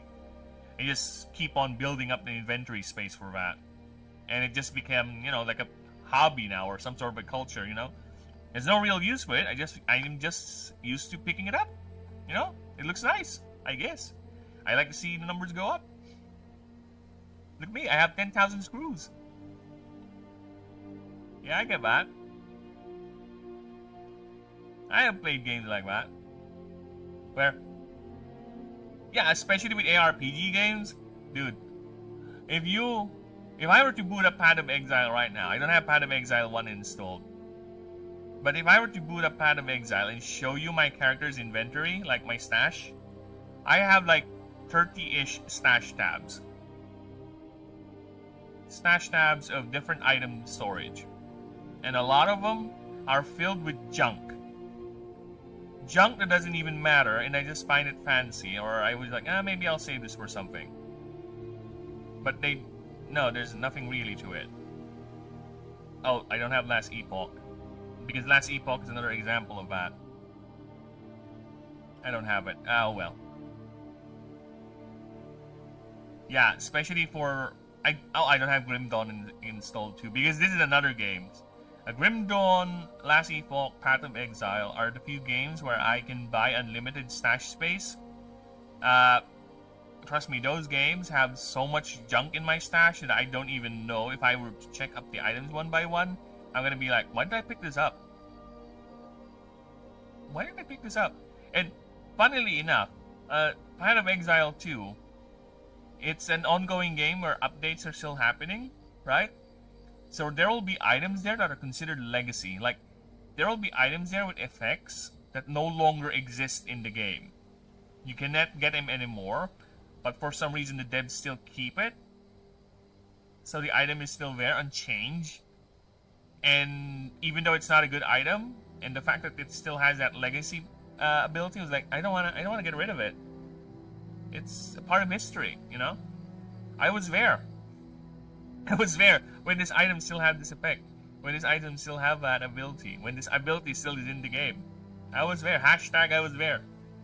So yeah, and it just keeps on ballooning my stash tabs. And mind you, Path of Exile is not free. They say Path of Exile is free to play. Yes, technically it is. But Path of Exile is paid for convenience. Yes, I said it. It's paid for convenience. The stash tabs in that game, that's how GGG earns their money. It's not through cosmetics. It's not through support. It's by selling stash tabs for your character. Because you have so much junk in that game, you have so much items, so much stuff you want to keep, that your stash, I think you start up with 4. if I recall correctly, that will be full. Quickly. No matter how much you try to budget your space, that thing will be full. Right? There are two ways you can go around it. One, you are gonna be super economical. Two, you're gonna make multiple accounts and you just transfer items over and over. Right? One account to another, one account to another. You have to have two instances of the game running and you're trading with each other. Right? Or, just bite the bullet and be like me. Pay for the fucking thing. I spent like, I don't know, maybe a good amount on that game just buying stash tabs. I would say maybe 10k of my money. And granted, we're talking about Philippine pesos here, so I may say 10k. Well, it's worth a lot to me, especially 10k is like a good half of minimum wage back in the day when I was working. Right? That's cumulative amount, by the way. That's cumulative amount spent on that game. If I do my math right, if I recall correctly. So yeah, and most of that is just stash tabs. I think I only bought one supporter pack for cosmetics, but other than that, a lot of that money went to me buying more space for my characters because I played that game a lot. It's not on Steam when I played it because Path of Exile recently allowed the Philippines to be on Steam, but when I played Path of Exile before, it's on a different launcher. I forgot what it was, but it has a different launcher, so I only clocked in 139 hours here on my Steam version, but this should be more because I have like, I don't know, 20-ish characters, 18 characters, 23 characters? I don't know, I don't recall, but I have a lot of characters in Path of Exile. So yeah, that's another inspiration, people, as to why my game is like this. Path of Exile is one of those few games that has so much build diversity. You can technically imagine this. There are very few games, or ARPG games, where you have a fireball skill, right? You have a fireball, simple fireball, it shoots out. Now, when you level up, you can add more to it, sure, yeah. You know, normally in other games, you just have more damage, more AoE. In Path of Exile, no. Especially in the first one. You can either add skill gems to it that will make it fork, chain, split, or turn into a different element entirely. It's up to you how you're going to change that firewall. To the point that there's so much builds you can go for that it's the main draw for me because I love making crazy builds. And it's not just the skills too. There are unique items in the game that are literally build defining. Like it would change a certain behavior of a spell, or there's this item that triggers automatic spells if you whatever spells you equip at it, or it would change the behavior of a certain effect where instead of you getting debuffed by the certain debuff, it will actually enhance you. So your goal, instead of trying to avoid that debuff, is making sure you keep stacking that debuff. So that's the thing, and that's another inspiration for this game. And the way I do the passives, as you can see, these two passives is very different from each other. Very different. And that's among my design principles when it comes to this. Is that diversity is always good. Diversity is fun. Right? And I'm talking about true diversity. Not diversity of some people who claim to espouse it, but it just turns out to be conformity. Conforming to my belief system. Conforming to my worldview. That is not true diversity, people. That is someone who is so insecure, who just wants to project their power of their insecurity onto other people. They want to force respect.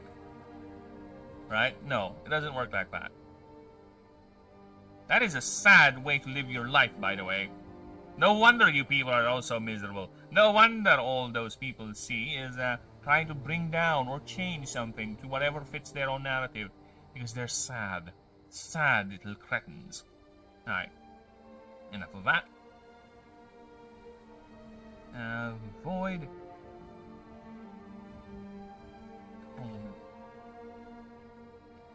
Colony.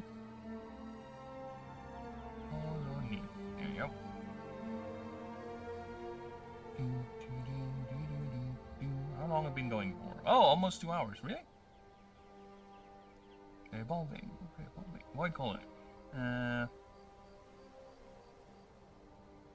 This creature. Oh. How we're gonna do void? Void. Void is otherworldly. It's alien. It feeds on mana. It's ever so hungry. Oh, now I get it. It's the same with Arcane. Arcana. Aether types already have that gimmick where they get if they gain mana. Oh, I know now. What am I gonna do? No, that's too broken. I was thinking if an enemy creature gains energy, it gains this effect. That's too broken. That's too powerful. What would be a good gimmick for Void? A good generic gimmick for Void, because the third passive is gonna be a shared pool for everyone else.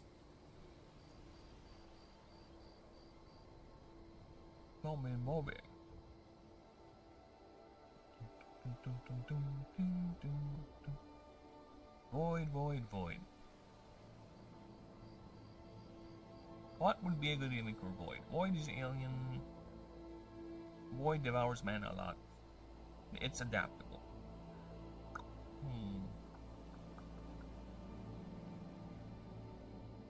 Oh, okay, he has entered the field. Okay. Once per combat, if when this creature enters the field, distribute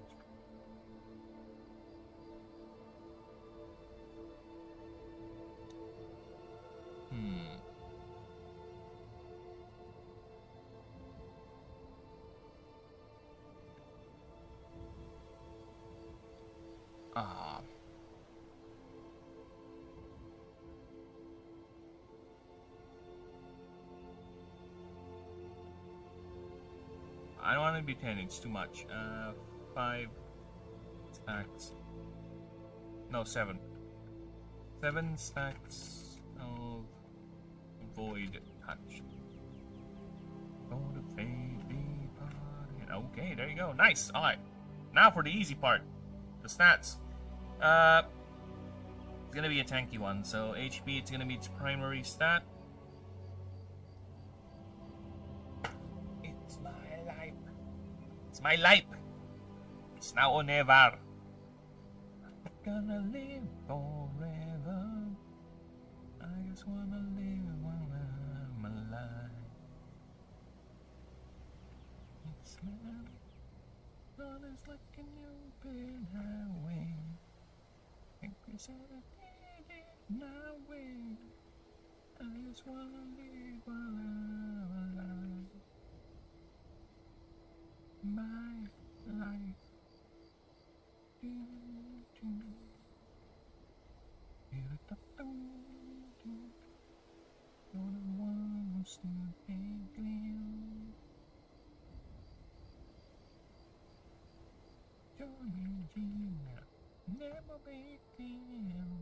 It's a swarmer, so it should be fast enough. 21. Okay, my annoying secretary, let's do some math. It's my life, it's now or never. I'm gonna live forever. I just wanna live while I'm alive.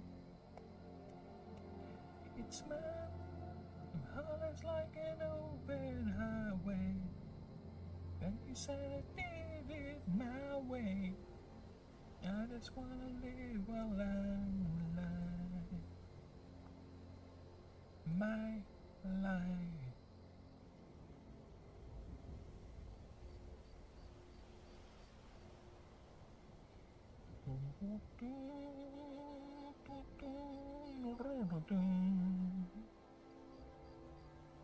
It's a tone when I feel really well.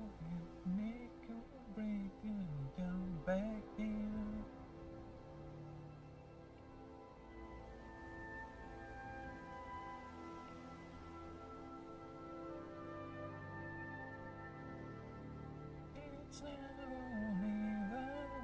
What's the stats, baby? 1520.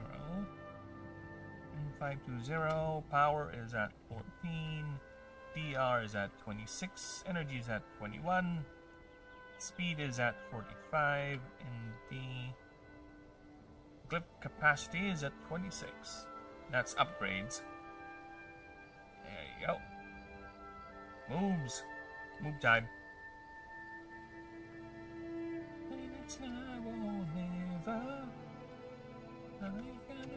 Each creature has 5 moves. Okay? You can switch moves anytime you want, anytime you want. And that is something I need to clarify too with Ascension. But what happens if you ascend a creature? Because my goal is total differentiation. Okay? So not all creatures share the same moves, especially since their typing changes a lot. So what happens? Well, simple. If your creature, for example your Sushishim, ascends to a Darkoyusha, any moves it has currently equipped will carry over, no problem. But its move pool will be now that of the learned move pool of the Sushishim before Ascension. And moving forward, it will have all the moves of a Darkoyusha prior, like lower level moves, the things it technically missed, so it can learn that, you can teach it, you can equip it, right? And anything moving forward. So, for example, if you ascend a level 20 Sushishim, right?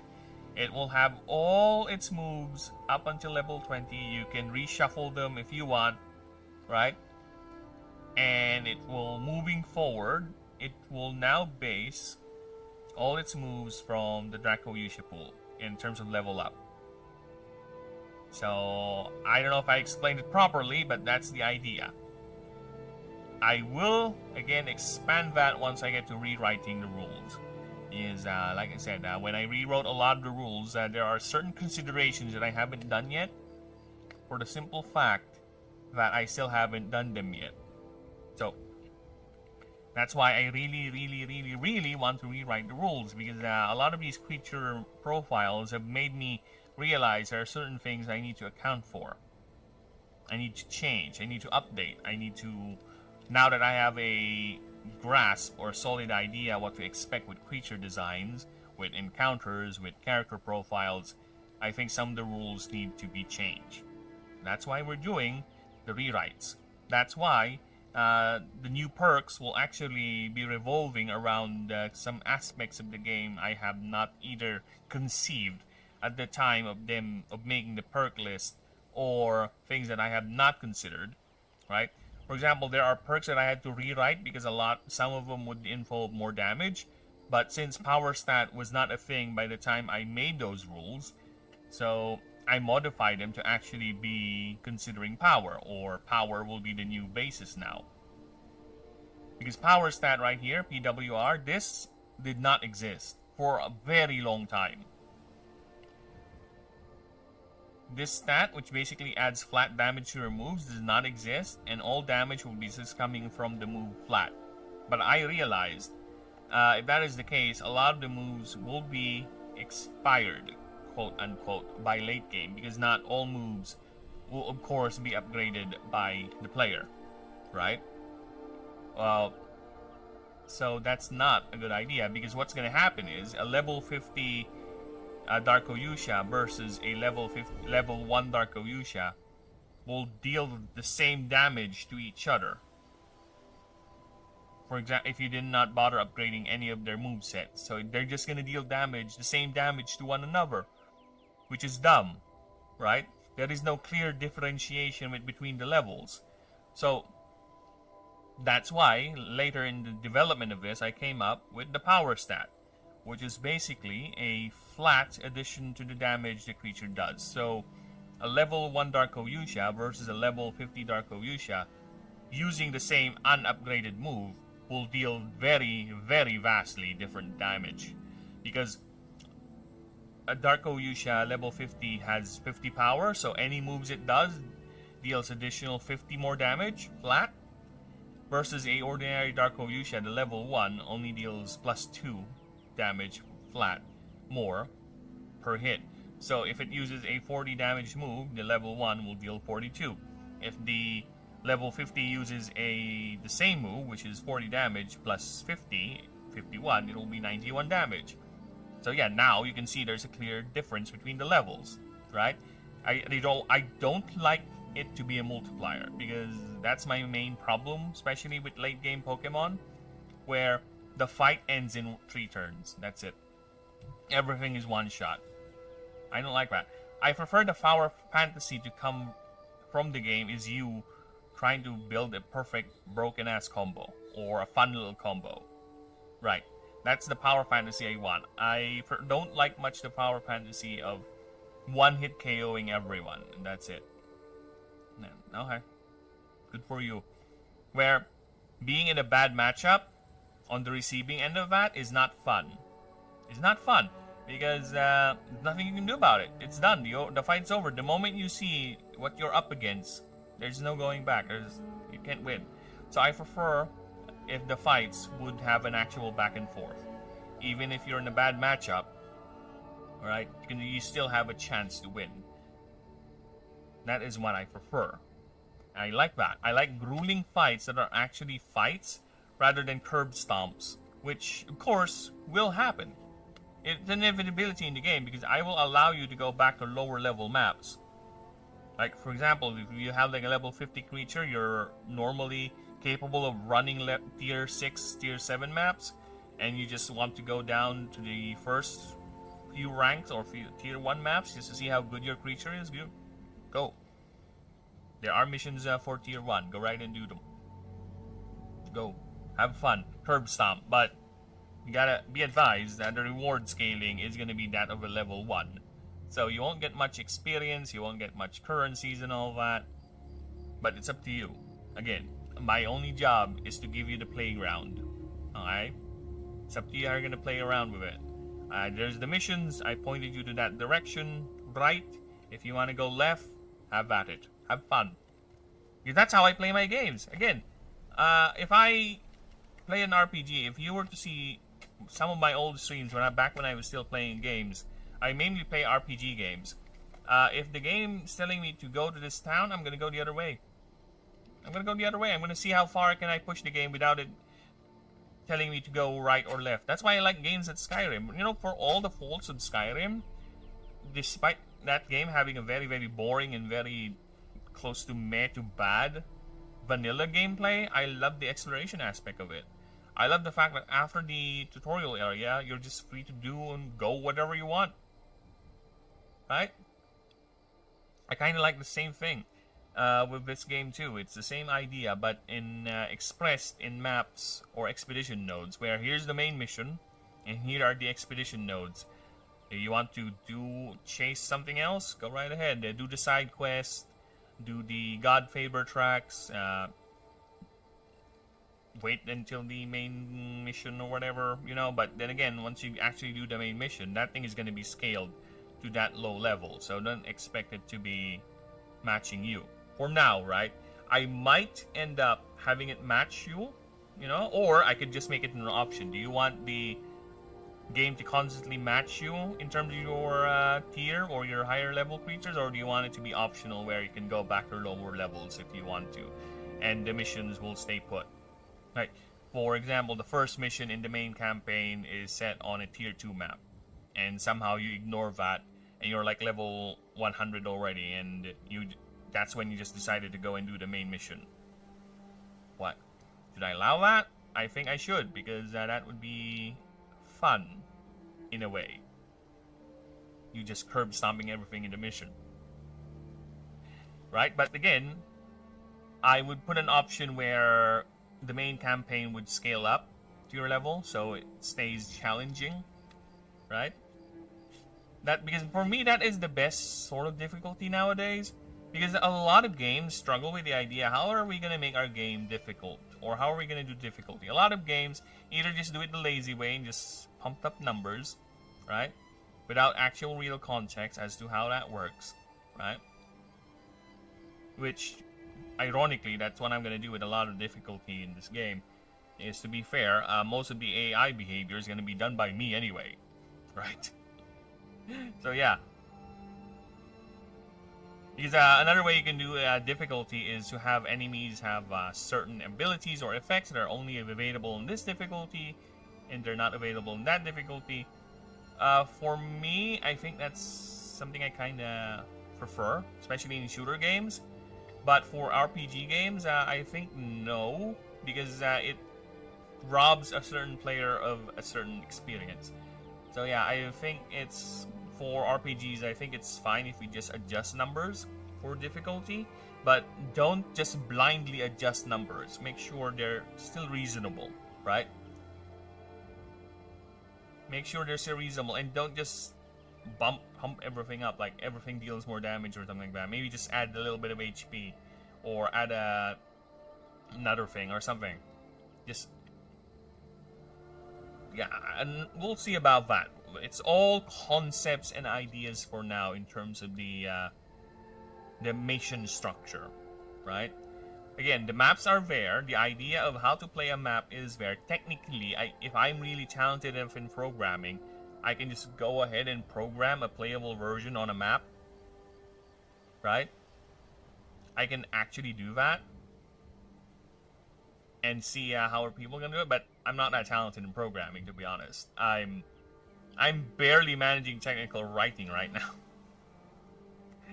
And unfortunately, time is very, very limited. I have other things to do IRL. Like, for example, right now, I'm looking at the clock. I think I have 2 more hours before I need to go.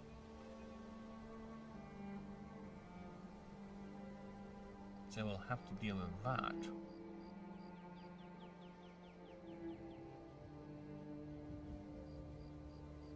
Speaking of that, we are on the 2-hour mark, people. So let's go ahead and check the streams. See how we doing on the streams. We good? We alive? We alive. Streams is alive and kicking. How about here? Yep, streams are so good. Thank you everyone. And on Twitch, how are you doing, Twitch? Twitch is also good to go. So thank you. Now let's go back.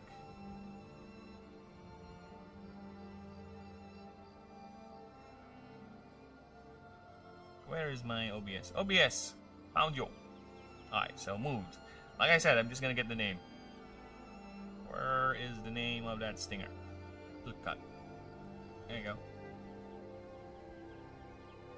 And let me just open up the move list, because we're gonna be harvesting some moves. And just look at this, people. This is how many moves I already made for this game. F off. Look at this. This game has currently 386 moves. I would say a good portion of that, well, not really a good portion, around 70 of that are unique moves from creatures. But still, that leaves us with what? A good 300 plus moves for all 17 types. And this is the first time I'm going to be making a move list for the Void type, for a dedicated primary Void type. So we will have. Do you know how many Pokemon I have? First gen, maybe? Pokemon started 150. Pokemon started with 150 Pokemon. But the thing about Pokemon is their evolution lines is just a new stat improvement of the first. So their roster is a bit small, to be honest. Pokemon, if you're asking for the typings, I think Pokemon started with, because Darkness Steel were added Gen 2, Fairy was added Gen 5, so I think they started out with 14? Let's see, Fire, Earth, Water. Oh, Fire, Grass, Water. I'm gonna Filipino accent for on this, okay, so I can easily remember. So normal, flying, dragon, water, ice, fire, electric, rock, ground, fighting, Psychic, Ghost, Poison, Grass. So yeah, I think Pokemon started at Bug. Yeah, so 15. Pokemon started at 15 types and now they're at 18, 19 technically, because they introduced a new type that is not that popular on Gen 9. I started with 17, but to be honest, it's only 16. Oh, Pokemon. I don't know actually. Let's see. Pokemon. Let's Google that. Total Pokemon moves are there in Gen 1?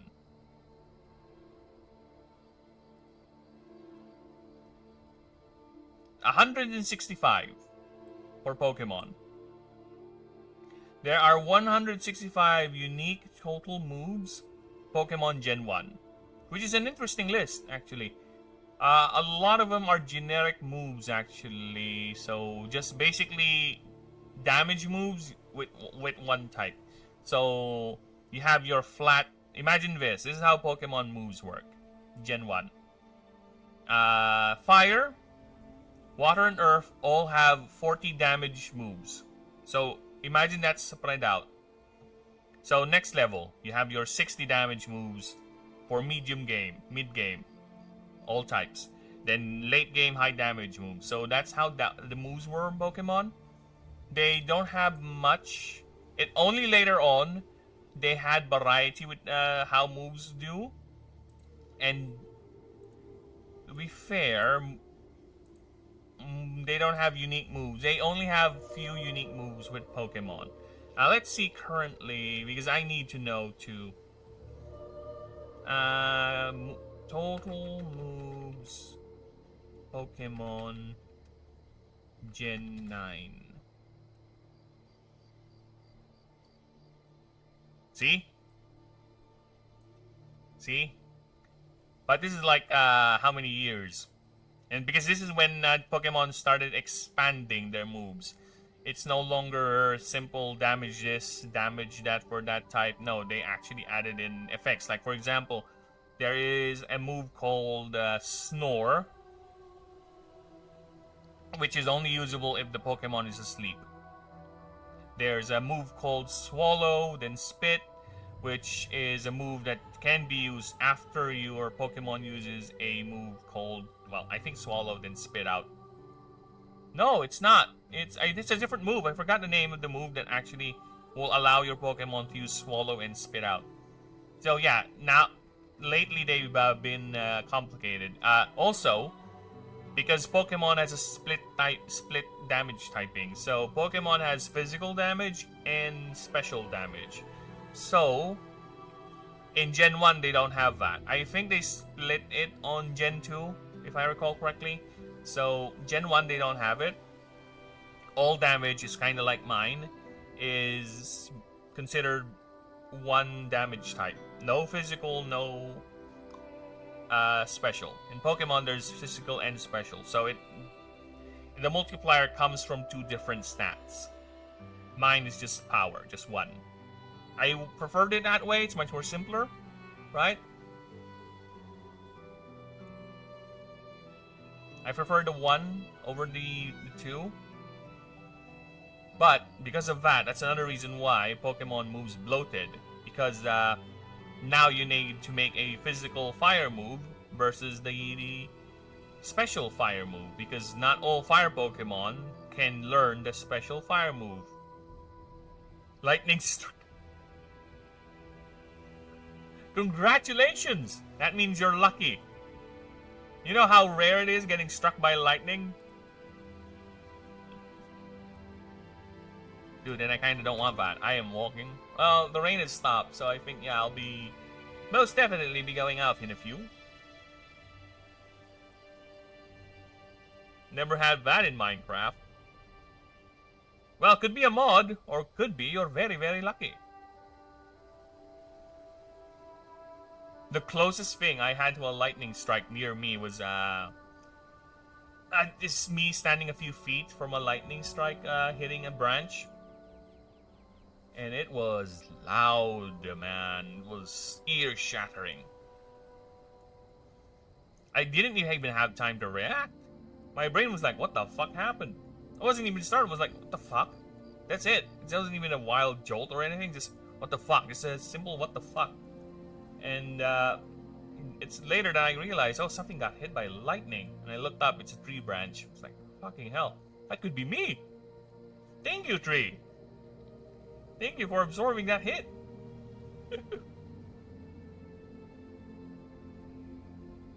It's 4 mana cost. Void. Attack. Okay, I need to turn on the fan. It's getting hot. Hot, hot, hot, hot, hot. I'll be right back.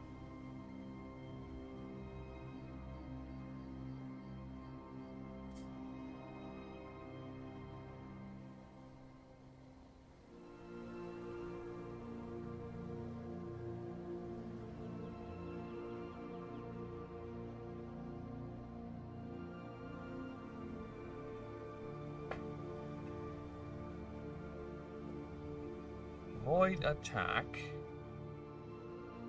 And what?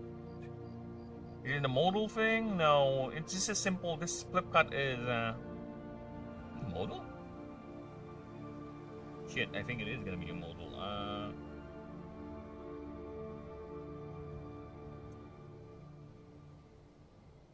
Yeah, it's a modal. Fuck, the modal move. Alright, it's fine. It's fine.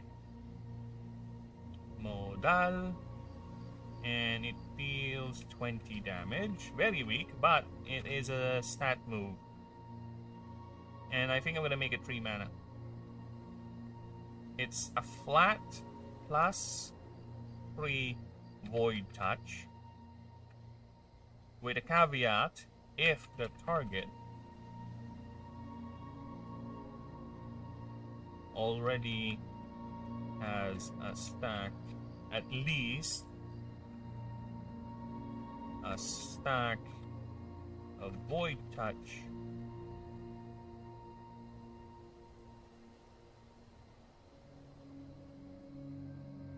this move deals this move deals 20 more damage. Yeah, simple as that. It's a simple little nip move. Nothing further. Level up moves. There you go.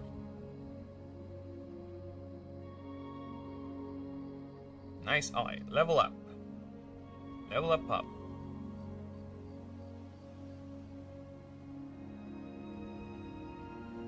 I think I saved this already, so I'm just going to close it. I'll get back to it later. Do I have base type? How are we going to do this? We have our Swarmer, right? So Swarmer. Where is the basic life HP drain move?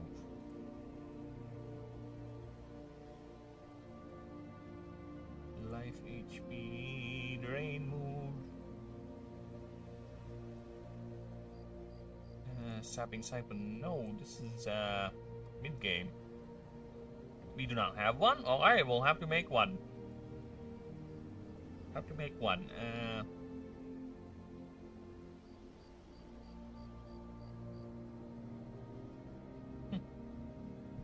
Nimdal doesn't need it because Nimdal is already had the passive.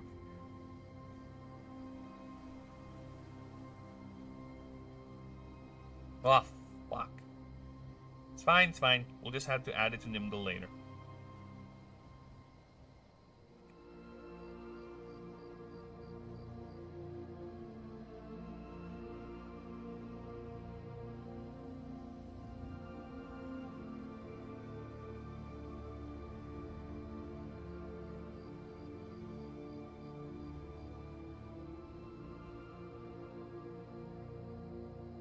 Nibbling Rain. So this is a song I love to listen to every now and then. I think I played this once on stream and it got copyrighted. This one. The Fallout, the Portal 2 song. This one. But it is a good song either way, so I kind of want to share it.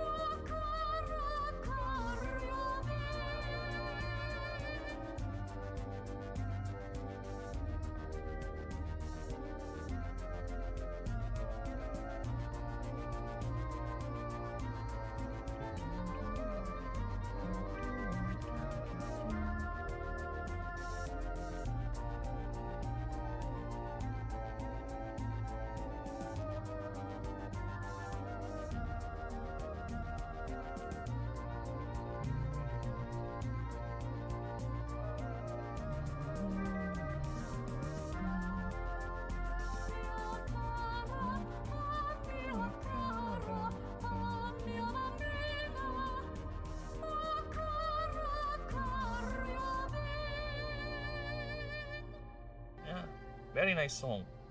And I can't play the next one because that is copyrighted song. So go back to Skyrim, the rest of you lot.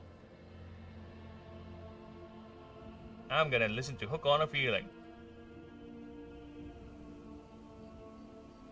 Stop this feeling deep inside of me. Oh, you just don't realize what you do to me. When you hold me, when your arms so tight, you let me know everything's alright. I have a feeling I'm high on believing that you're in love with me. Just sweet as candy, taste is on my mind. Girl, you got me thirsty for another cup of wine. What I found from you, girl, I don't need no cure. I just when you're victim, you're the candy sure, and a good home. And it all alone, keep it up, girl. Now you turn me on. What I'm feeling, I'm high on believing that you're in love with me.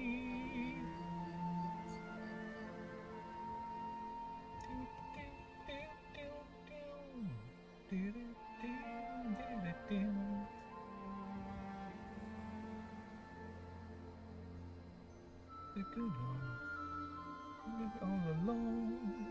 Keep it up, girl. Yeah, you turn me on. What type of feeling. I'm high on believing that you're in love with me. I wanna feel it. And I'm high on believing. I up now. I jump right soonly down. Copy. I need to check the copy. Alright, let me just double check. Let's see if I get hit already. Because that will tell me if I'm getting hit. So give me a few moments. So far, no. This was... See, you got hit with Sogno di Volere too in Hellfire. God damn it, man.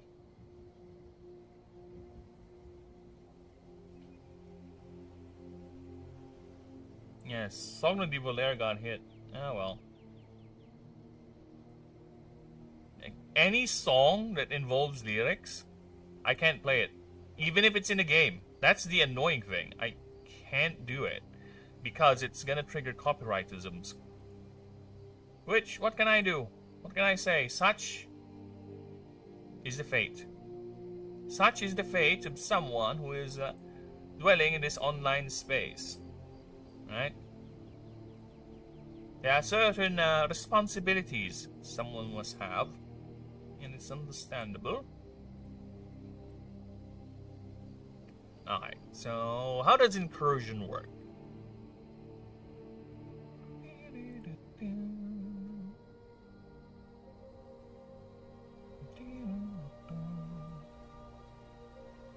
Modal.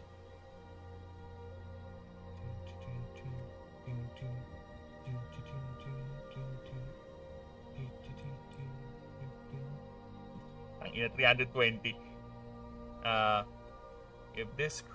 If target creature is affected, or rather has at least 5 stacks of void touch, this move has piercing. Dude, I wish we can autocorrect. It's gonna cause problems for me if you don't have autocorrection, you know. There you go. Actually, I keep on adding moves, yet I haven't even put in his unique move here yet. I know, right? Bad person.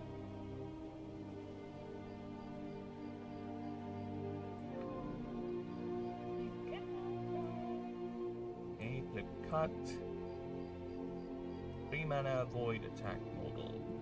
3 attack modal void. Okay, and 20 damage? Do I remember that right? Yes! At least I remember something right. I'll take that. What the F are you doing? Oh, it's because of the plus. There you go. And it's a unique tag. There you go. Void.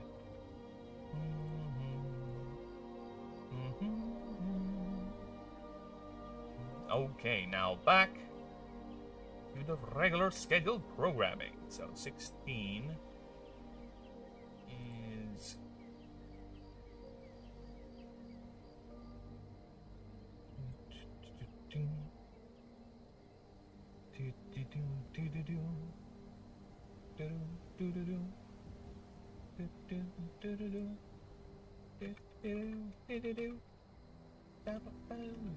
great crash.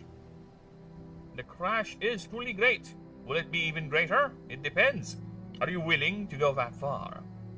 Are you willing to smack your face into the crash? Recuperate Chunky Chop, Sonic Blast. I don't see a null flip, which is basically an elastic void creature with a scissor appendage to be doing a Sonic Blast. I know void creatures are supposed to go beyond the understanding of mortal comprehension. But these void creatures are integrated into the wildlife, so think of them as blending into the fauna. Because if they keep their void properties, I don't think they're going to survive in a world that is devoid or is slowly running out of, well, it doesn't have much mana. Because there is a reason why there are void creatures that have integrated into the wildlife, into the flora and fauna of the world. I won't give it away yet, but it is tied to the deeper lore of the setting as to what the void really is, right? And I don't want to say it yet, because again, I do love when people speculate about the lore, so I'll say it now. I won't say anything else about the void, but just to show you guys that there is actual lore here in the actual story that I was working on before. There is a note called here, concept, the aspect, and the immortal. So yes, and the states of ephemera. That is the rules that are governing what the void is and what the void wants. And I will not expand it here in Ashen's setting, because I don't think we need to. We don't need to. But there is a reason for what the void is and what the void is doing and what its nature is. And I think, like I said, it is fine that much like everyone in the world of Ashen don't really understand what the void is. Even the gods struggle to understand what it really is. I think it's fine that everyone else does. Constrict, yeah, let's give it that.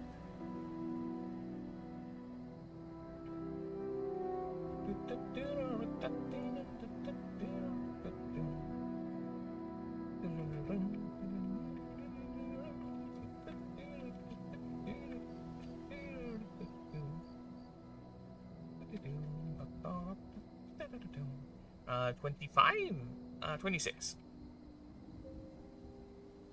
Coil up, regenerate, swipe, intimidate, crushing scrutiny, cleave, adapt is a good one. Yeah, adapt. There you go. 32 will be the next one. Play dead, pounce. Play dead will be an interesting one, but no. Chemical bomb, energy latch.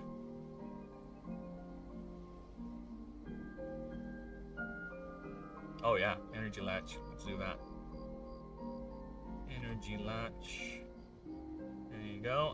39.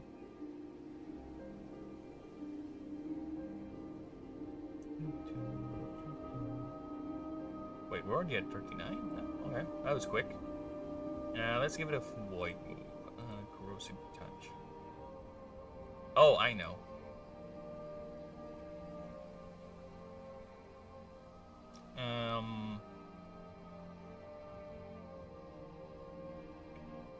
Destabilize. I think the destabilize. Destabilize. There you go. Okay, it's a 6 mana attack. No, it's fine. 6 mana wide. And it's a void move. Okay. It's a 60 damage. 50 damage. No. Oh, you know what? It's easy. Where is Life Bane? See this? We grab this, right? We grab that, paste that here, and change this from Gaia to Thaumaphurge. Thaumaphurge. There you go. Done.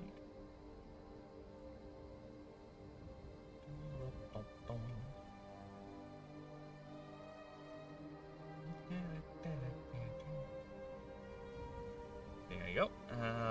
42. I'm gonna give it powerful sucky suck move. No, give me an essence one. Yeah, vitality drain. Vitality drain. Okay, 45. Another 47. Let's give it a powerful Swarmer move.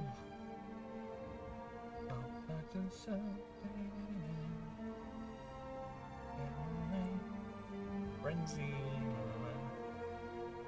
Yeah, Frenzy is an interesting one. Let's give it that. Okay, and level 50, I needed a powerful Capstone Void type move, which I don't think I have yet. Null Crush. It's an interesting one. Yeah, let's do this one. No. No.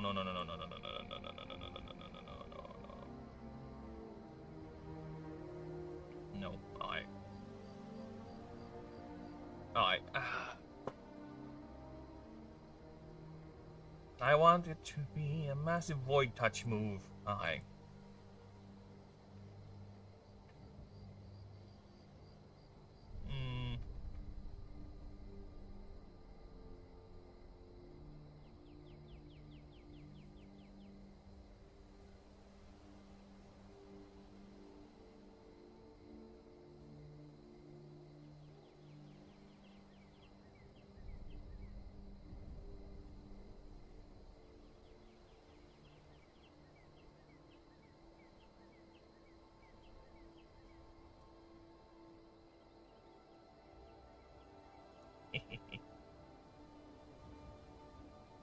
Attack. Nope. This is just straight. Okay, this is just straight. No damage. No nothing. Just straight up. Plus 10 Void Touch. That's it. No condition. No nothing. Just straight Void Touch. 10. That's it. That's all it does. There's a speck of Oblivion. Speck. There you go. And move cure moves.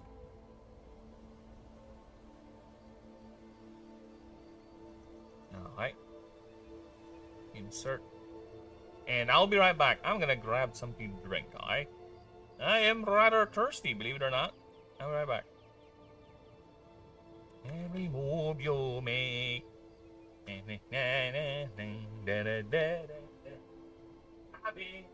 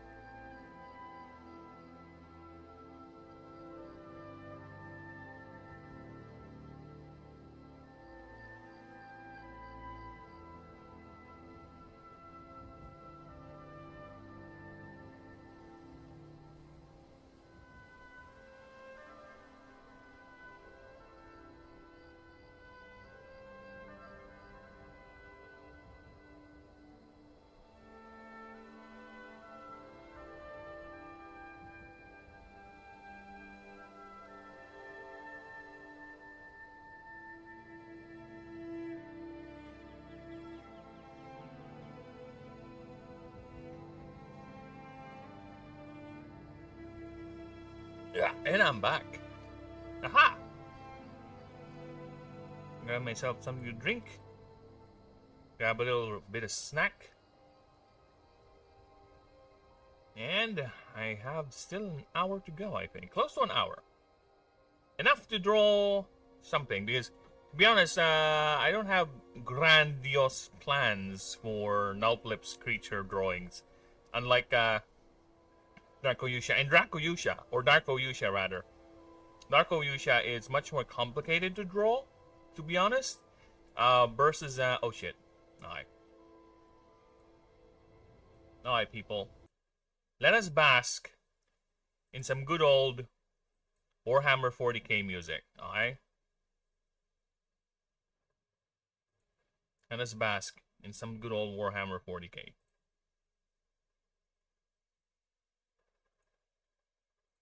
This is some good shit. Enjoy. So, yeah, as I was saying, unlike Darkoyusha, there's a lot of things to consider when drawing him, especially the armor. It's the armor. Dude, drawing Darkoyusha for me has always been a nightmare. Why? Well, not really nightmare hard. It's just that I have to consider the armor. The armor is the complicated bit. I have to consider how the plating will look like in certain angles, right? How would it behave, or how would it bend if the arm is in this direction, or if it's in this pose, right? It also has a helmet that I need to consider. There's a lot of parts to Darkoyusha. So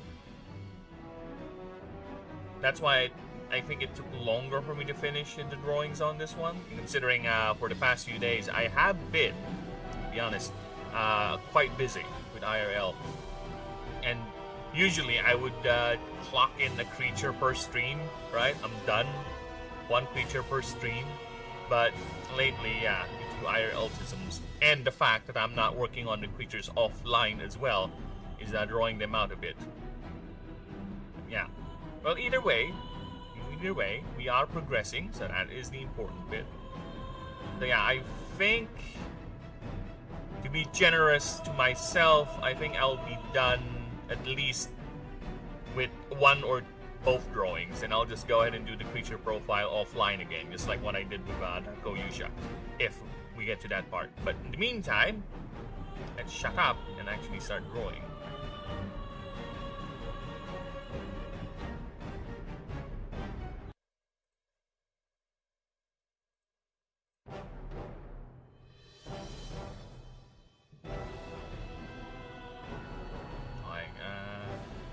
Move Judah. There you go.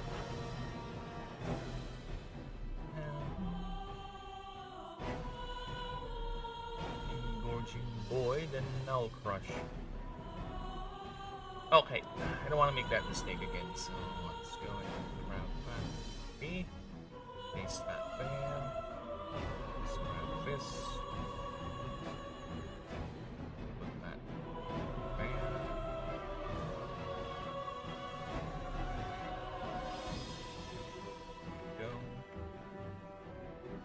Now I need a toxic move.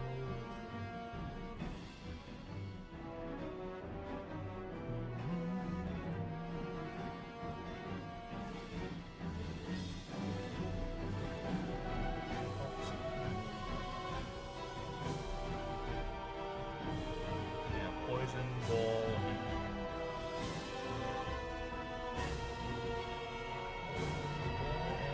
And jab.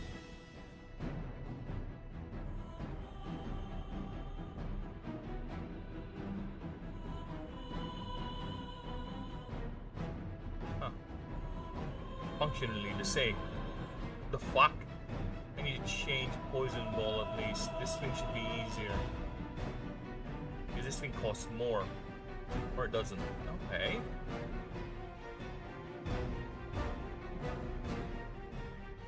Venom Jab is 5. Poison Ball is 5. This deals 6. This deals 40. Ah! What? So the only difference between these two moves is the damage. That's what I'm gonna... Alright. I think one of them needs to be different. Yeah, I think I'm gonna make you seven stacks on a, and you will be the lower ceiling. There you go. Now you're functionally different. Venom Jab and Poison Ball. I'll grab both of you.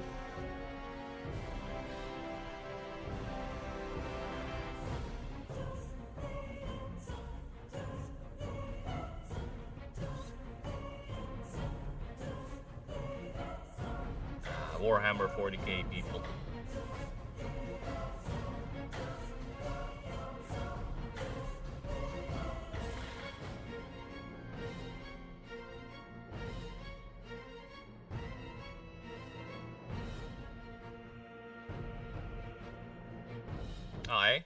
Me turning that off because the next music in the list is actually copyrighted music, so no. No, go back to Skyrim. I'm gonna enjoy. I think Moonlit Sonata is actually copyrighted. I'm not sure, and I'd rather not risk it because this thing is a long boy. This is a 14-minute song or composition, so I'd rather not. Raking slash.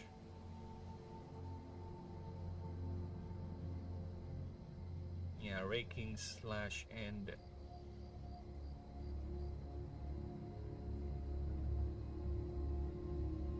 I kind of want to give it a bleed out. Yeah, bleed out. And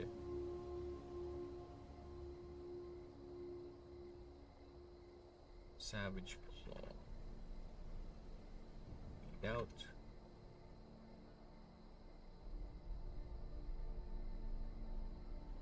God damn it.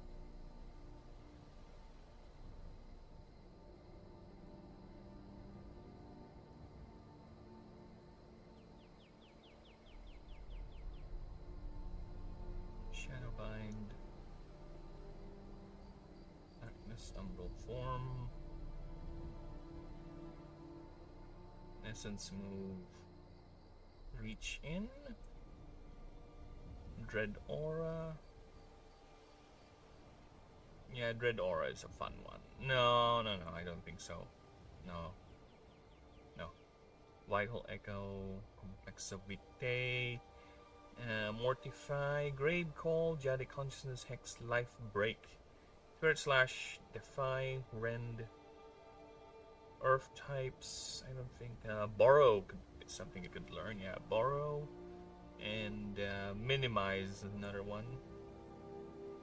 Yeah, Borrow and Minimize. Borrow.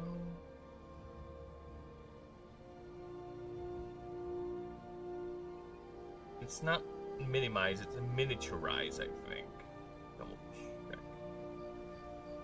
Oh, it's a base type? Really? I made minimize a base type move? It's not. Or is it then? It can't be a Fey type move. Let me double check. Miniaturize, here it is.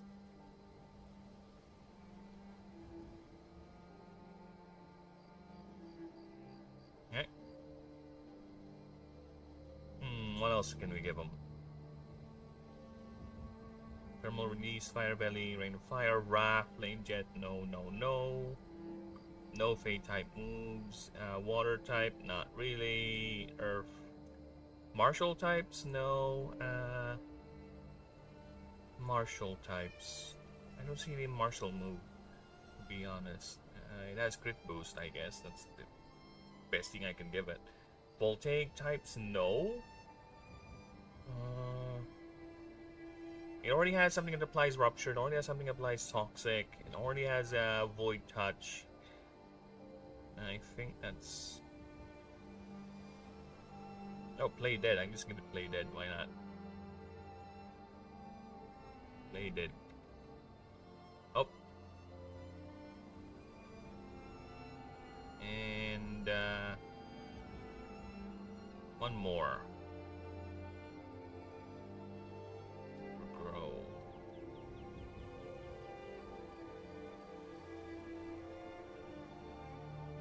Reading Vine. Pull over. Pull over! Get over here! The null pip said. Alright.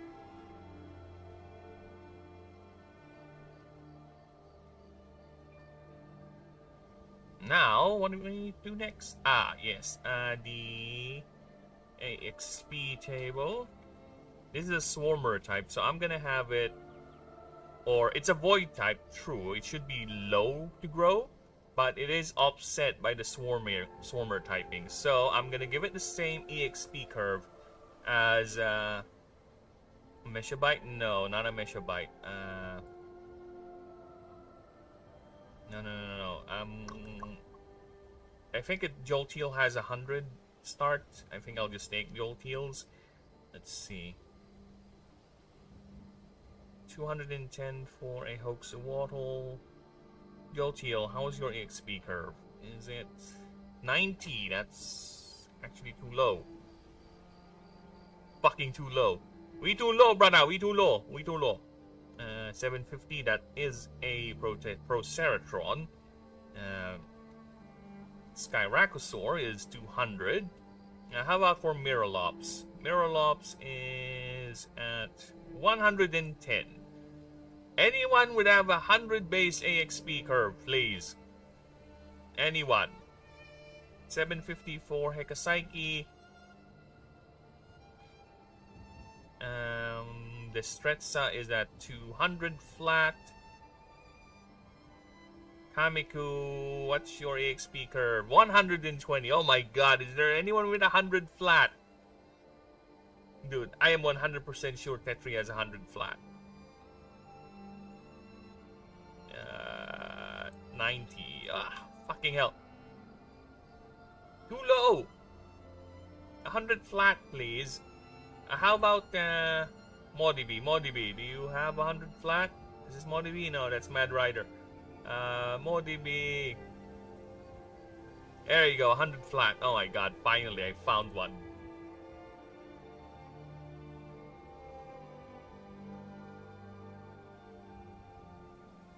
Okay.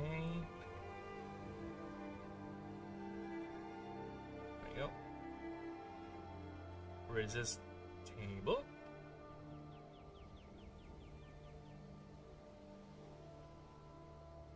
Okay, so I have never made a void swarmer type yet, so I'm gonna go back to my annoying secretary. Give me a few moments.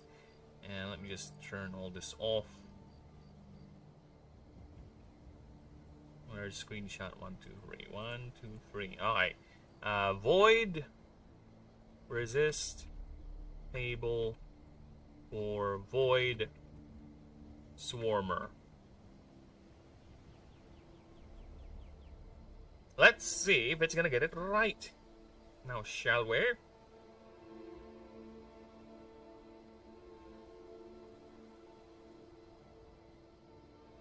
Dude, I kind of want to... Okay, we're gonna make a new move. Give me a moment. I'm gonna make a new move just for Dark Oyusha. It's not technically a unique move, but it's something it learns. Ether, yeah, Fey, yep, Verdant, yes, Illuminate, 3070. Oh, yeah, I get what you mean. Yeah, okay. Yep, everything appears to be in order. There you go.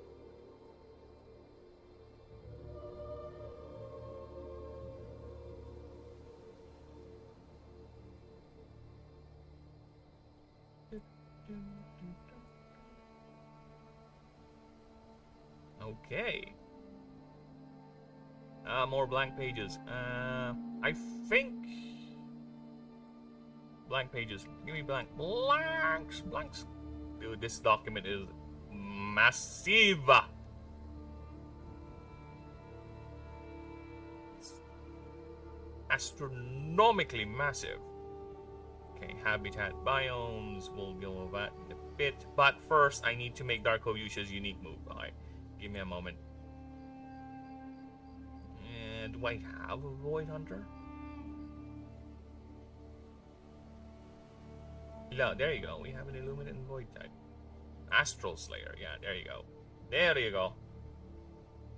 Let's give that to Dark Oyusha. Astral Slayer. Astral Slayer. There you go.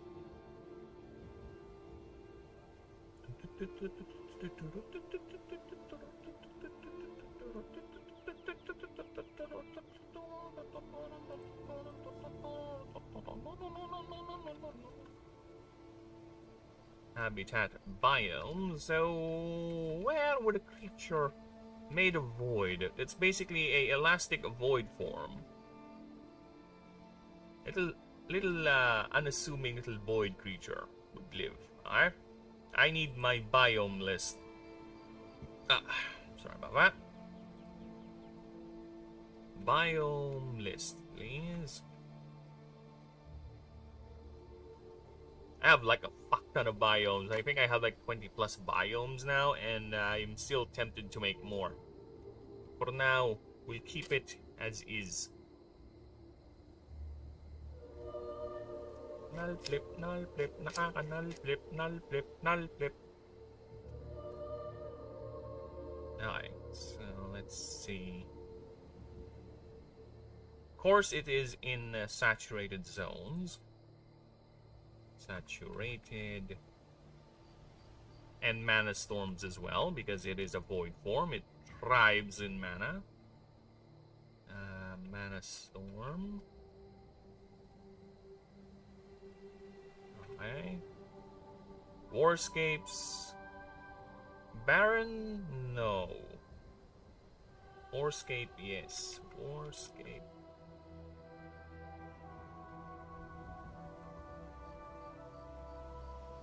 Baron? Because Baron technically has no mana. It's a null zone, so it's not going to revive it in a null zone. It's practically lifeless. Lush rolling hills, secluded glade, no. Lava fields, no. Rocky crags, no. Riverlands, great plains, decimated ruins, yes. Decimated ruins. Tropics, mistlands, no. Crystal fields, yes.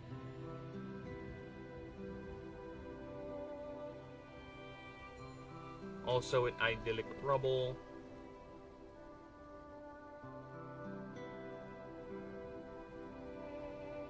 Forgotten Vale, Riving Terrain, of course. Riving Terrain.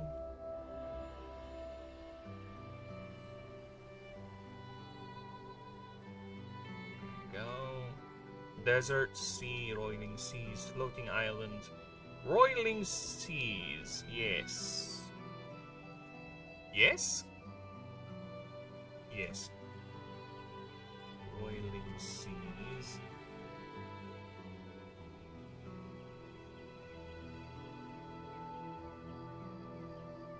Floating islands, blood sea, swamp archipelago, underground, toxic bulb, sunspire ruins? No. Static waste, bone orchard, hollow reef, whispering step, drowned cathedral, sanguine gravity well, yes. Gravity well. Petrified forest, coral bloom, chronofen, emberglass. Yes. Emberglass.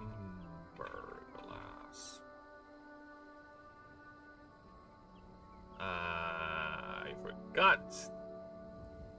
Flats. Oi! Get off my flat!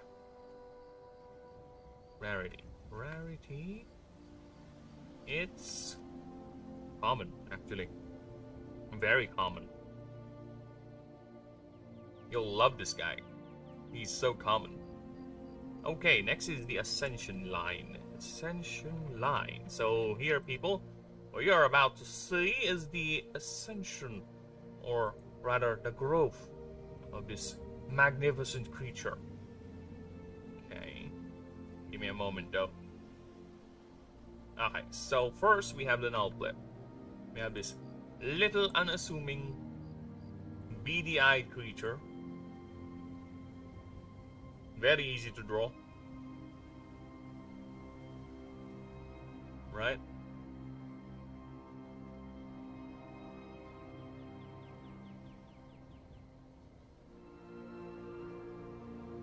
Yeah, very easy to draw. That's a null flip. Alright. Next is the donkey hog.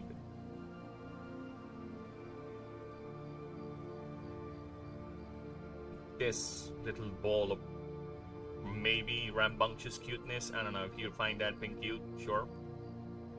But it does behave like a dog. Like a big void form dog.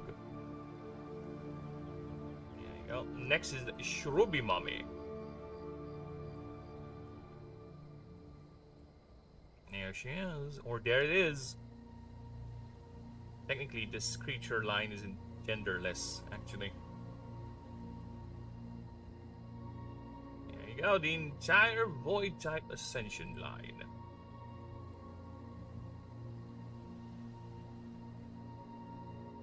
Ah, see, Cthulhu. I told you they are eldritch. Cute little eldritch creatures. When I harvest my grain, I realize my life is very plain. Perfect for Amish like me. But it things like electricity. Milking cows. A giant deck of plows, fool. Plowing so long, even Ezekiel thinks my mind is gone. A land I'm into discipline. And a beard on my chin. Yours, and you finish thine. I like it's $15.99. Oh, tangina mo, coward! You! Nothing but cringe word. Paradise. Sacrifice of labor and paradise. Ay, word. Why is word so painful to work with?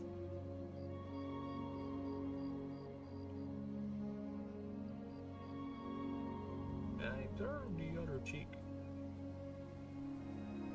I'll be laughing my head off when it's burning in hell.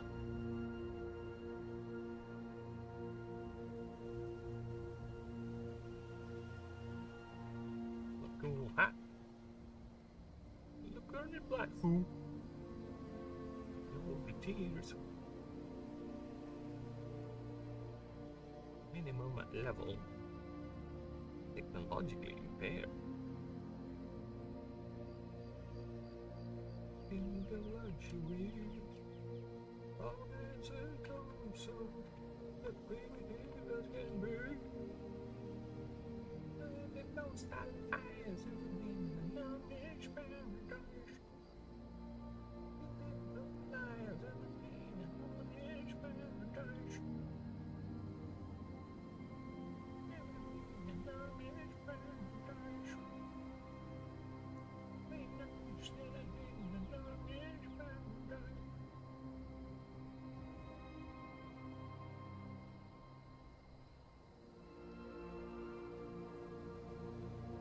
Donkey hog. Did I spell it right? Yep. Nice.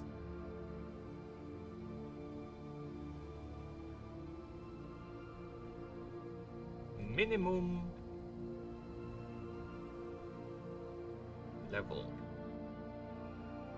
is 38 plus clips.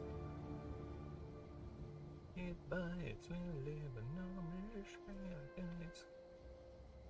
Okay, now it's Shroomy Mummy. Shroomy Mummy. I think that's correct. I'm not sure. Shrub Niggurath. Nope, it is. These eldritch names, I swear to Christ.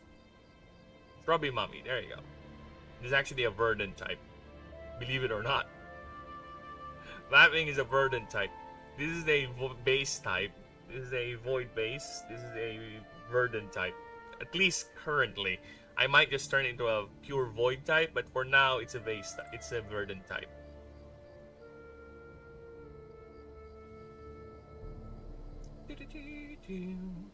Okay, so wow, that was quick. Creature profile time. So let me go ahead and power up my drawing app, so we can go ahead and get to profiling the creature. Because yeah, I have several ideas for what drawings I'm gonna do for null clip, because again, it's really easy to draw. There's not much to think about as to how the creature is, right? It's just that. There's nothing else I need to think of or, do with it. It's just that. So I think I'll be done by the time I'm over. Alright.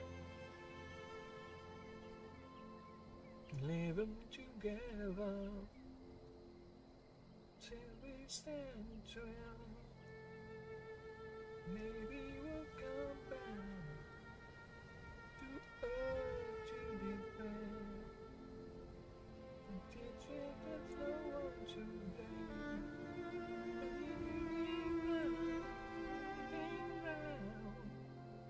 Be the same again. Nah. It's the final countdown. No countdown.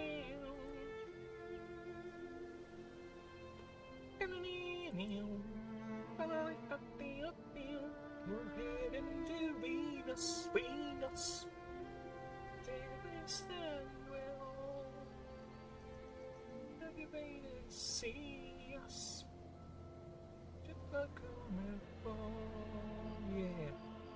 But still really 20 years to go. No need to be found.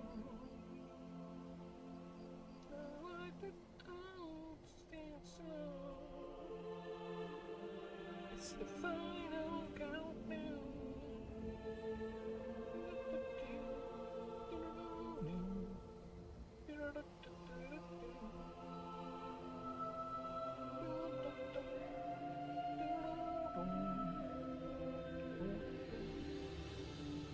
Oh, that's why it's also flumpy, because it's the wrong brush.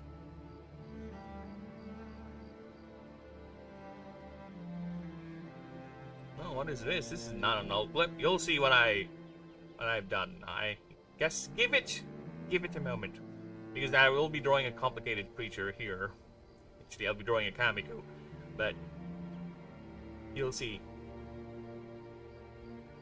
You'll see. Give it patience. Patience goes a long way, people. Patience. So I just need to grab his color. Okay. Fuck off. Shut up.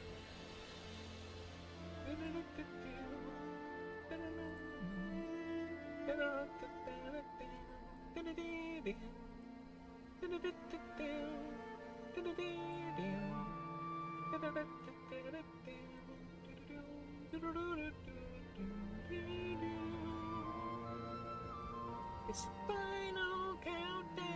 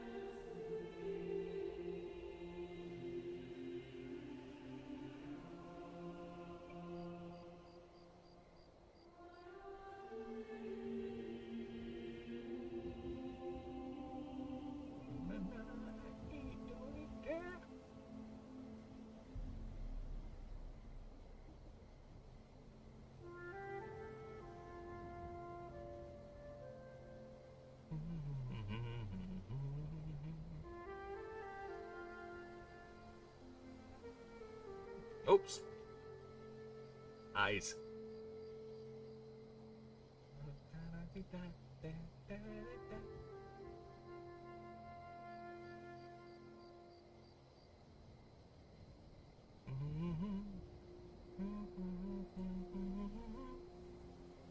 You're seeing the idea now, do you?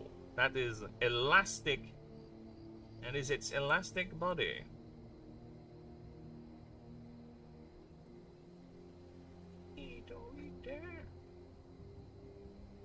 I told you, patience. You'll see what I mean. Give it a few. And now you see the vision. Now you believe. Look at that. I kind of want, to be honest, to move the eyes down here. Right? That way it's much more in line with the body plan. Right? Let's see. Yeah, I kind of like it if the eyes are up here, down here. This is where it got punched. Or I can move it up here, actually. Or...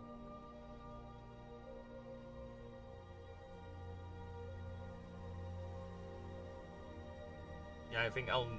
no, I'll move it over here.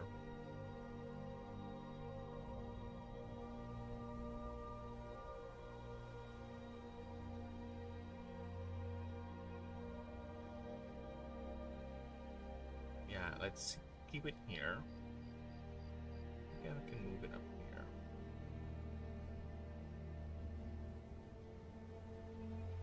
Yeah, okay, that's better.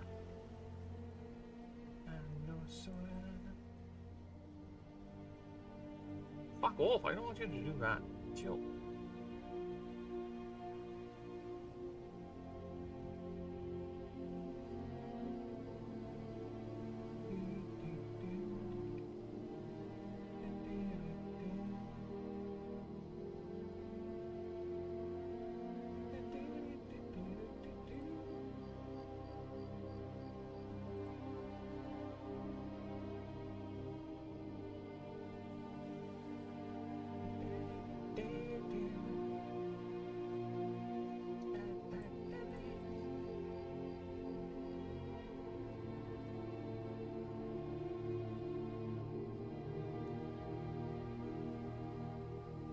There you go. Okay, now for the lip cut.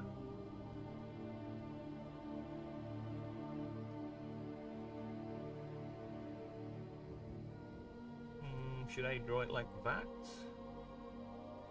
Or should I draw it over here? About to sting the... yeah, let's do that.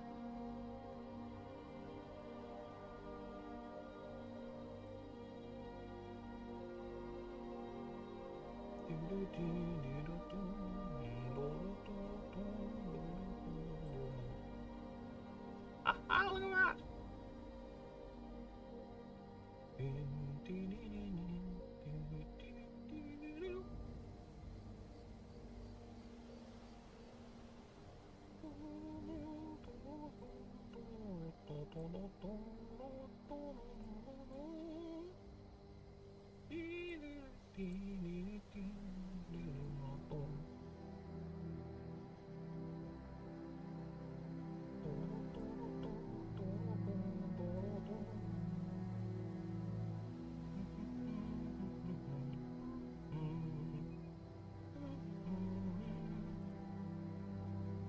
Okay, now I need a Kamiku, because this thing is this thing got punched by a Kamiku.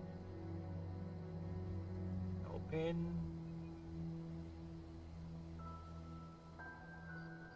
I do have a Kamiku side view, but no. Nice, so I need you. I kind of want to draw a Kamiku from scratch. We'll see.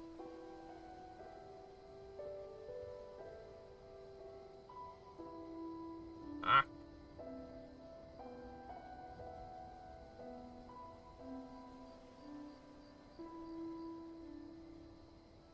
Ah, fucking hell, this is gonna get copyrighted. It's annoying. There's another song I really like. I think you know what this is from. It's the Dokito song. from Dune. I really like the Dune soundtrack. It's not 100% faithful to the book, right? But for what it's worth, I actually do like it. For what it was able to achieve with what little it had, or what has it done with the source material, I think that's a better adaptation than most of the other adaptations we've been getting lately. So I'm fine with it.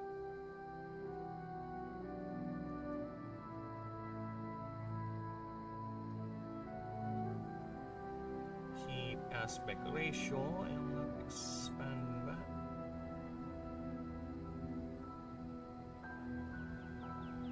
Fuck off. No, I didn't got punched, you got kicked. No problem, Denisium. You take care, brother.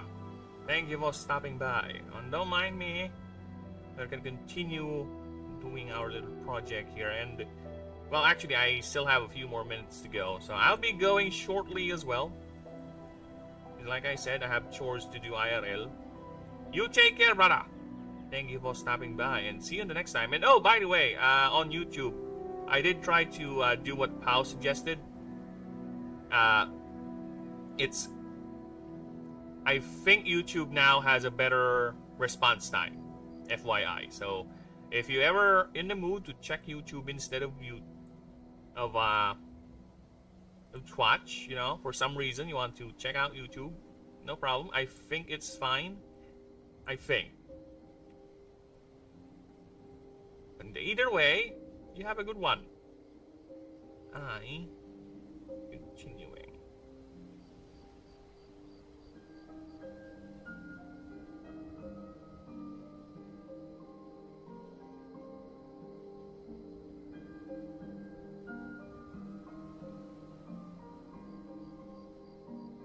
Anime mouth time.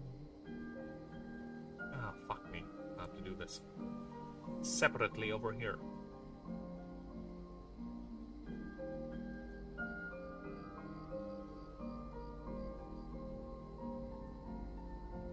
Can I say the anime mouth works? I'll just have to change the expressions of the eyes, of course.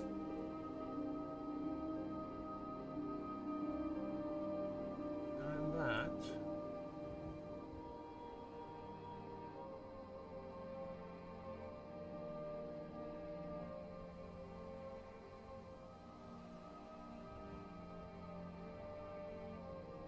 Only 3-second delay? Oh my god.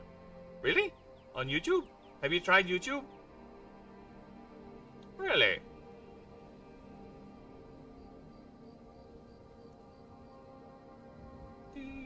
Ah, another song that's copyrighted I kind of want to share. God damn it. On YouTube compared to here.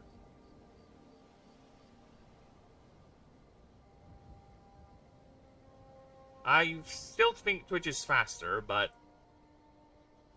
I was advised to try and do very, very high latency or low latency. Yeah. So whichever you prefer, that's why I multi-stream. I am okay wherever you guys want.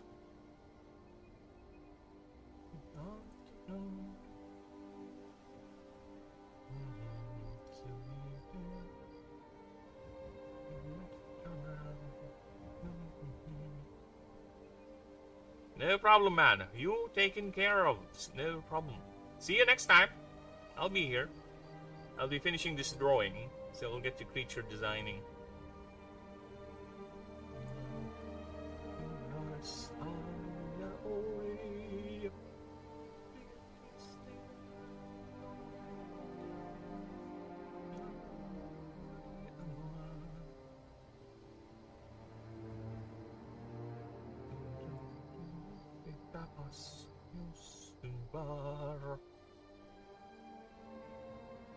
Yes, people will be confused. What is he singing? You will never know. You are relegated to the fact of listening to the Skyrim theme forever, for you are not worthy of hearing the song that I sang. It is the song of a very okay game that I played. I control, for people who are actually curious, The song I'm singing from, or I'm singing right now, is this. I can't play it because of copyright, but here, it's Sankarin Tango, or Finnish Tango. It's one of the songs that played during one of the set pieces, if I recall correctly, from Control. I do like the game, but I like it enough. But I can't replay it.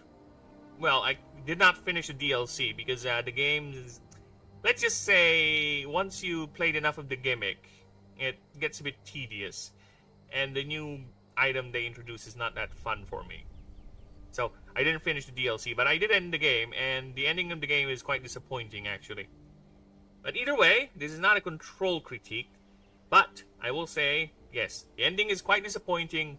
It has a fun little lead up to it. The gameplay loop is interesting enough, but not enough for me to play through the DLC. Okay? And Jessie, unfortunately, is one of the few victims of, I won't say uglification of women in games, but she has a very uncanny valley look and angles with her. And it's very sad because the actress that playing her is actually hot. She is actually good looking in IRL, so yeah, it's a shame what they have done, or what the game model turned out to be, and it's quite a controversial thing back when it released, if I recall correctly. So yes, it's she got the unfortunate fate of being one of those female protagonists that got too much victimized by the engine where she was translated into, or by the game.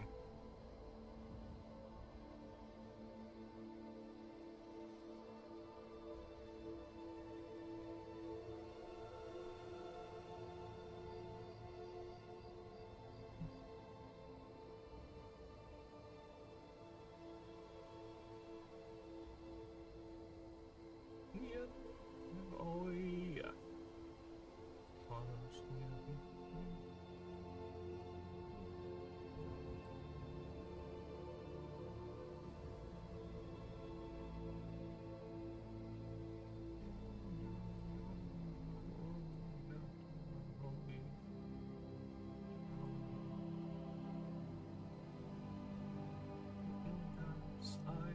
Boy.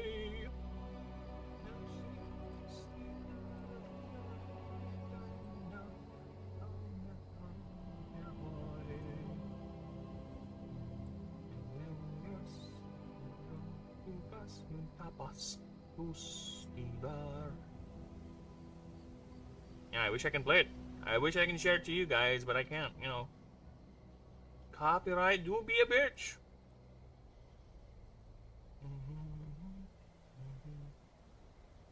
Tapas.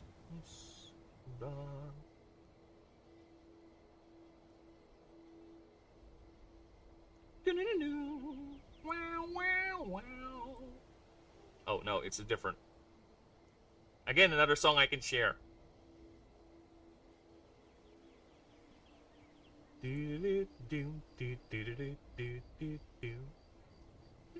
the way, I lose my walk. I'm the latest man. No time to talk.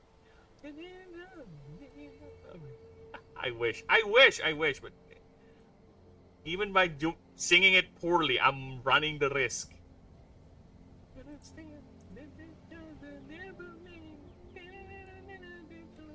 Staying alive, staying alive, staying alive, staying alive, staying alive, staying alive, staying alive.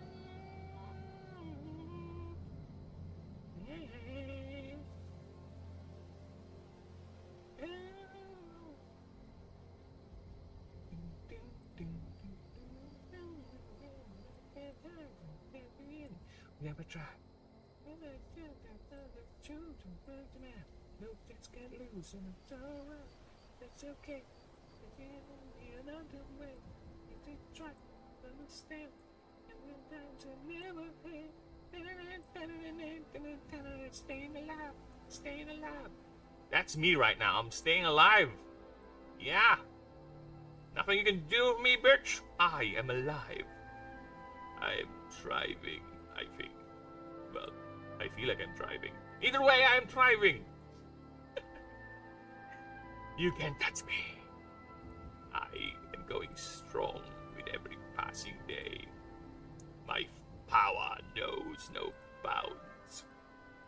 I am the true progeny of my race.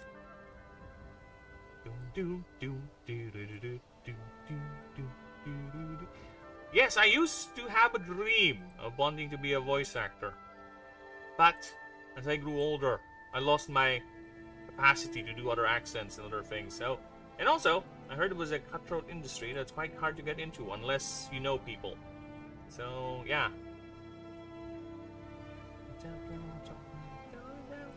It's okay.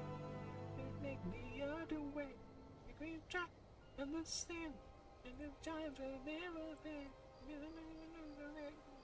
Stay alive. Stay alive. Stay alive. Stay alive. Stay alive. Stay alive. Stay alive.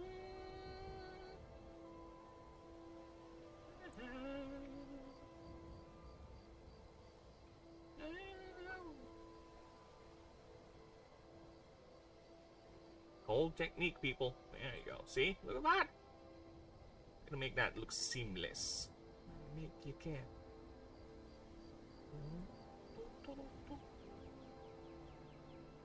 Technique, people. There you go. See? Now that looks seamless. That's how we do it in my leagues. I don't know how the big leagues do it, but in my league, that's how we do it. The Burb League. The League of the Burb.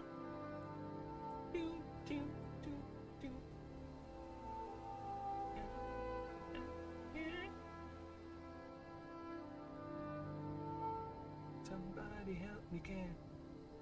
Oh, I need to see how a Kamiko looks like. I need to see the other Kamiko drawings. Give me a few moments.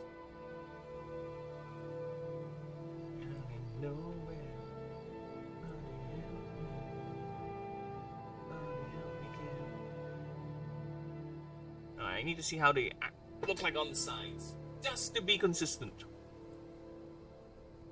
Okay, so it's just that. Okay.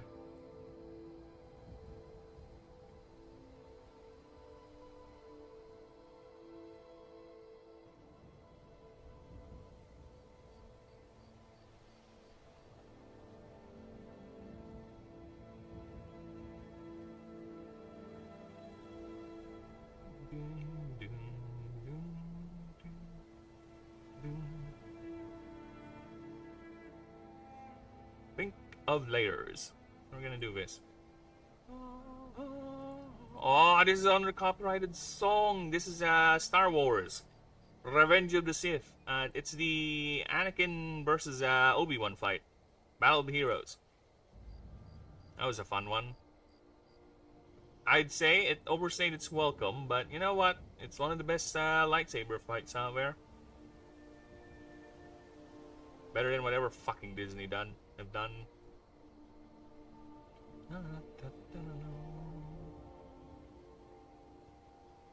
For all the faults episode 3 has, you know, it's the best of the Lucas trilogy. We gotta accept that fact. It is the best of the Lucas trilogy, of the prequels. There's nothing we can do about that. I said this before, I prefer if Star Wars, the prequel series or movies, actually start episode 2. Or somewhere in between episode 2. Anakin and Obi-Wan are already established friends, mentor, master sort of thing. If they want to do the the Qui-Gon shit, they can just go ahead and do flashbacks, whatever, right? But for me personally, I prefer they started there, just them already established, master and pupil. And if they want to do the origin thing, they can just do flashbacks, right? Rather than start with stupid kid Anakin.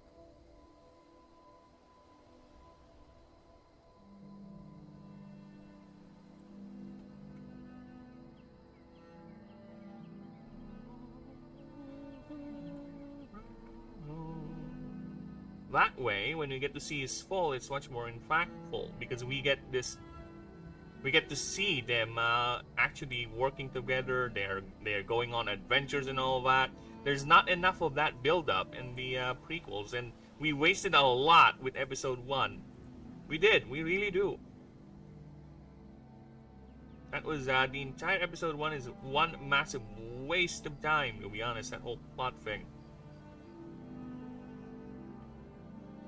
Should not done that. Should have started with Obi-Wan and Anakin going on adventures. That is a much more stronger start, to be honest. Started with 2 Jedi doing a mission. Then you find out later after the scene, you know, after them doing all their... Oh shit, this is Anakin and Obi-Wan, right? That's how I would do it.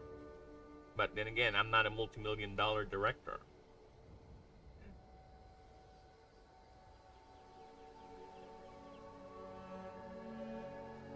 Okay. Now, where's my cursor? Damn it. Yeah, this Kamiku has a lot of parts.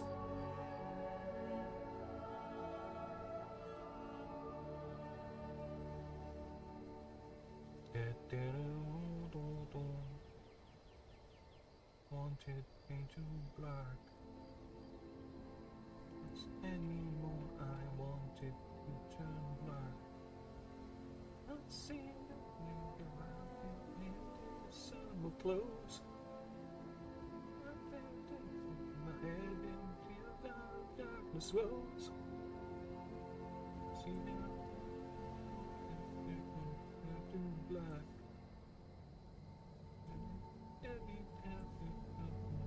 be black. Seen it, my hands and things sailed away.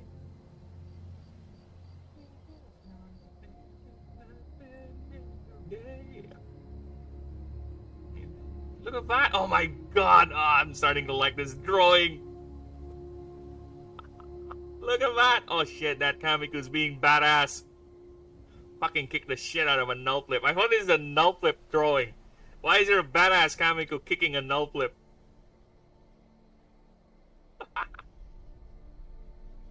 Why is there a Kamiku beating the shit out of a null flip?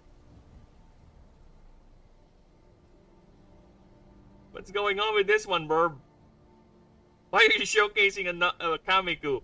This is not a Kamiku drawing. This is a null flip drawing.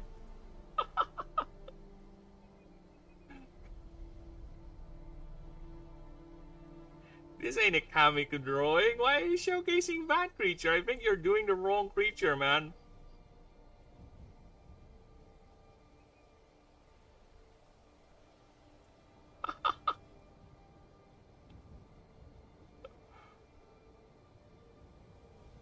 I think you're doing the wrong creature.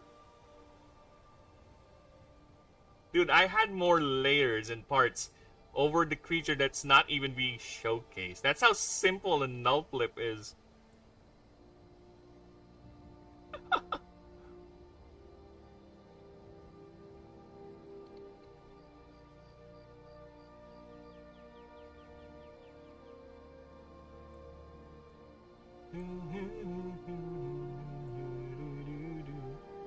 Your face,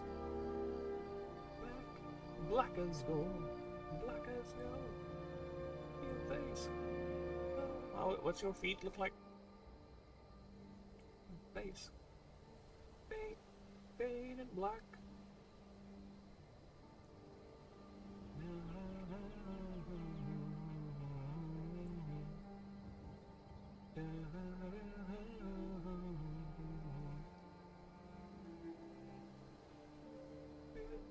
Dude, why is the Kamiku being badass? This is a different starter. We already did a Kamiku drawing. I'm sorry. This is such a badass shot. I'm sorry. I'm sorry, null flip, but apparently part of your showcase is you getting kicked in the gut or whatever passes for a gut to a creature like you by a Kamiku and doing it in such style.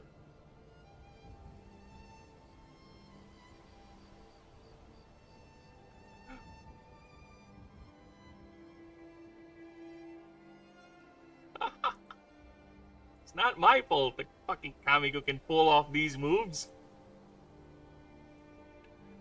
Alright, it's not my fault.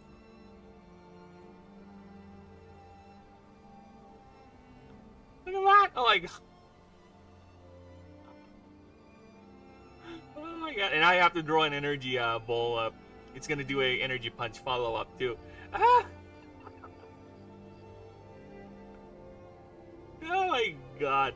The supposed feature of the null flip ended up showcasing a Kamiko pulling off a badass kick. What can I say? What can I say?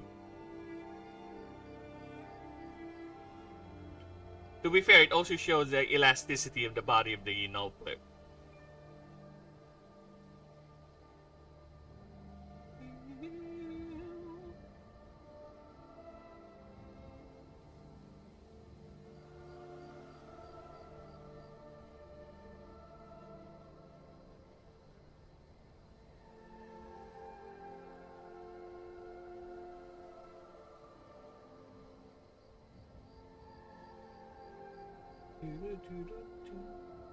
Con xoay lắm thì con quay lá một chiếc cái bò bò chỉ chả thì đi con quay lá một chiếc cái thì bông thôi chỉ đi con nói thì trắng một chiếc chả chỉ đi con quay lá. It's a Filipino song here called Buchike. Yeah. It's like a parody of random words. It doesn't mean anything, but it does sound surprisingly Chinese. What can I say?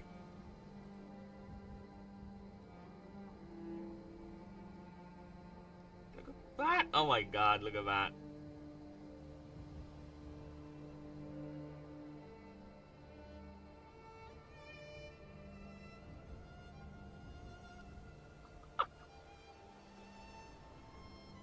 I'm sorry, what? Where did this Kamiko showcase came from?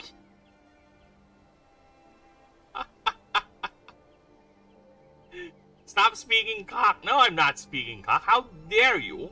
Alright, Snakes. You know what, Snakes, for you, I'm gonna risk it. Alright, I'm gonna turn off the Skyrim music. Alright, we're gonna play this just a bit. Not totally. So Snakes can learn some Filipino culture. Alright, here's some Filipino culture for you, Snakes.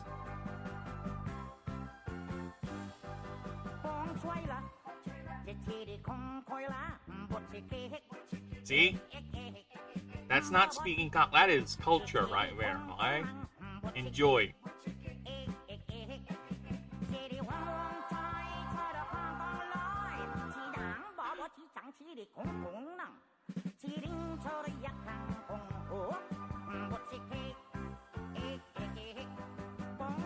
It has no meaning, okay? It's just random words. It's just random words. It has no meaning whatsoever.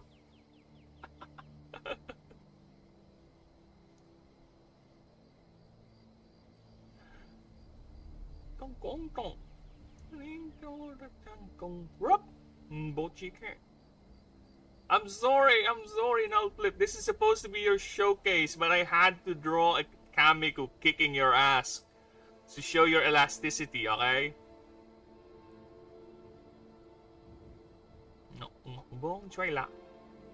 No, please. Why? See, this is racism right here. Look at this man. Look at this man. He refuses to accept culture. Such a narrow-minded approach to life. I'm sorry, but what the fuck? Look at that. Ah! I'm not even done yet with the Kamiko. Because the Kamiko is known to use energy, or basically has anime power levels, so we're not yet done with that.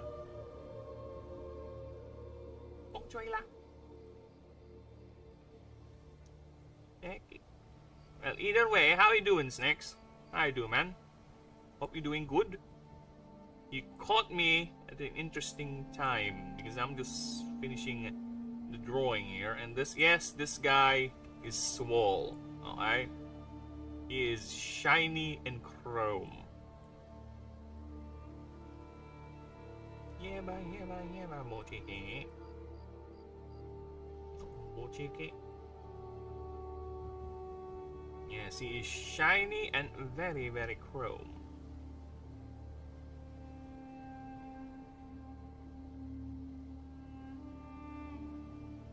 He's brimming with power, this one.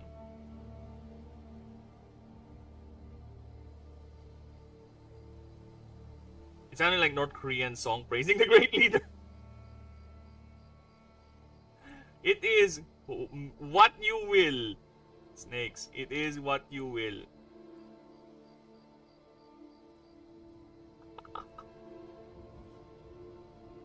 It's like 1970s, I think the song was made.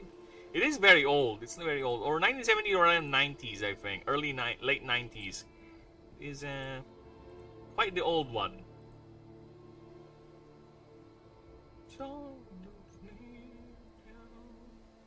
And if I'm gonna praise a great leader, I would do more than song. I would sacrifice my family to him, because for without the great leader, there is no family and there is no point in living, right?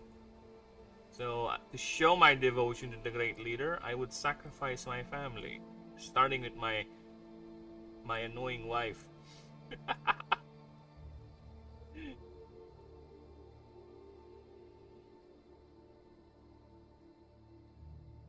What? I know this is copyrighted. Is there not a song that's not copyrighted? God damn it. Everything is bloody copyrighted nowadays. Yeah, this is Wardrunner, I think. Yep. This is Wardrunner from Helvegen. I wish I can play it, so you guys can bask in some Nordic or Viking-inspired music, but no. I'm gonna get fucked by copyright, so no. If you want to listen to it, go ahead and search for it. Again, it is Wardrunner, Helvegen. Helvegen!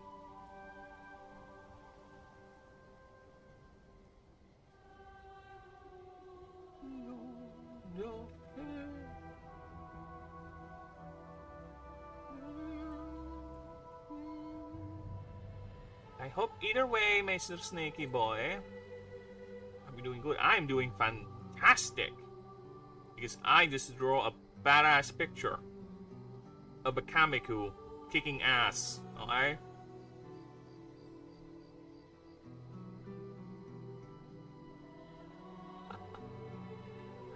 Look at that. And I'm far from over too.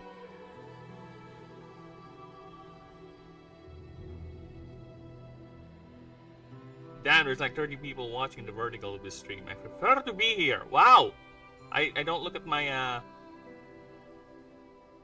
my thingies, but thank you. Hello, lovely lurkers. Hello, welcome. I hope you're having fun. I hope you find this stream to be quite entertaining. Alright, thank you. Appreciate you all being here. Thank you. But yes, you're alone in regular. This is the elite chat. Alright, this is the elite version. This is for people who are members of the illustrious PC master race. Alright, I am a very accommodating person. I allow everyone and everything of many stripes and many backgrounds. Alright, this is true diversity right here. This is true diversity of thought. Alright, everyone is allowed. I am accommodating. Alright, respect is freely given to those who deserve it. Okay, so let's do a kick. Now it's time for action line. So action line for the kick. Sorry. So fucking badass.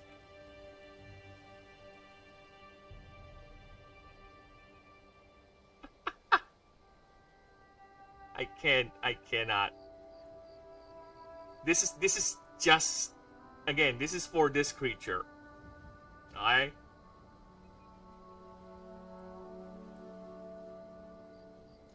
The idea is to show its elasticity and how well can take punishment, but the fucking creature that's delivering the punishment has to do it in the most badass sort of way. Can you help it? Can you help me? It just happened to work like that. My initial idea was to have the Kamiku do a punch, right? It ended up turning into a kick, and fucking hell, this kick looks badass. I must eat chimkin now. See you later, Bob. No problem, Snaky Poo. You go ahead and eat and enjoy them delicious chimkins. You have the bestest eating chimkins of your life. You have a good one, brother. Smooch, smooch, smoochy. Right? So, okay, so let's go ahead and layer that. Oh, fuck. Put that into one group. There you go. Okay, now it's time for lay shadowing. Sorry, I still can't help it. Alright, this is the just to give you guys an idea. This is the martial type starter, right? If you're gonna go for a fighting type equivalent in my setting, this is the starter for it. I would say it's like think of it like Son Goku sort of thing, right? It contains a lot of mana. It converts mana into raw physical power. But it's also capable of projecting that mana into energy-based attacks. And by energy-based, I mean it can do this. Okay, this is the creature that is currently beating the ass of my null blip. So, it's basically two starters fighting each other. Okay, so it's the Void Starter absorbing the hit with its elastic body, because again, this is how a null blip looks like, right? This is how a null blip looks like normally by default, and it got kicked, and its body just morphed to absorb the blow, right? It doesn't even look like it's hurt. Alright? See, look at that. It's still beady eyes and everything. So it doesn't look like it got hurt that much by the Kamiku's kick. Even though it did it in the most badass fashion possible.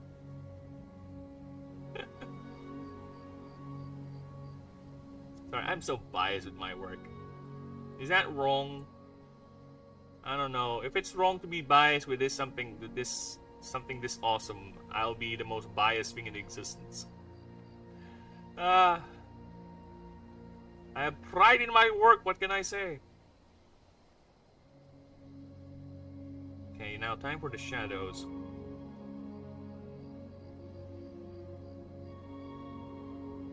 Dude, this is another song I can't play. Alright? This is Smoke Weed Every Day, and there are word choices in this song that's clearly a no-no nowadays. These are words that you can't even say without, even with proper context. Okay? You gotta have a certain racial trait in order for you to say these words.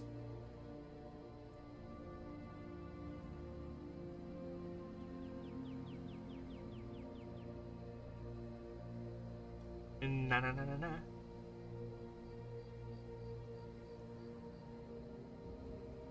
It's the motherfucking dude draw. Yeah, my playlist is quite varied, to be honest. It features a lot of songs from many different genres, because the way I go about appreciating music is either I hear it in the background somewhere, or a friend recommended it to me, or I heard it in a movie, or I heard it from a game, and I just, you know what, I like that song, let me put it in. But if you were to ask me which bands I really like, I cannot say anything. I cannot give you an answer. You know why? Because I just remember the songs, not the bands. Yeah, that's how my brain works. I really don't recall any of the... I don't have any particular band I like. Or any group. I am more of the... I heard the song, this one's a nice song, I like it, and therefore it's in my playlist. Other than that, no. You cannot, you call me a poser or whatever, but when you ask me for a band, I don't know. I just like their song, whatever. Doesn't matter. Because I grew up not in really into the whole culture where other teenagers have these soundtracks, they have mixtapes and all that. I grew up a fucking nerd, alright? By nerd I mean women and all that. Being a spoiled brat. I grew up playing a lot of video games. Flexing my wealth into getting women, girls, whatever. Yeah, most of the time I spend doing that. But when it comes to music, it's like, oh, I like that song. Nice. That's it. So, even though with that scattershot approach to music, I have like a playlist here of 500 songs. 513. And there's a lot of combinations from games, like games, movies, and all that. And one of them is one Hellfire. Yeah, that's a good one. Oh. Back when Disney had tits. Alright? Heat and tits. Back when they have that. Nowadays, I don't know what they have. Okay. I'll be back in a bit. And I'll clip absorbing. I just need to check, guys. I think it's time for me to go. Give me a few moments, people. It's so quick, I don't even need to put the BRB screen. Just enjoy the picture.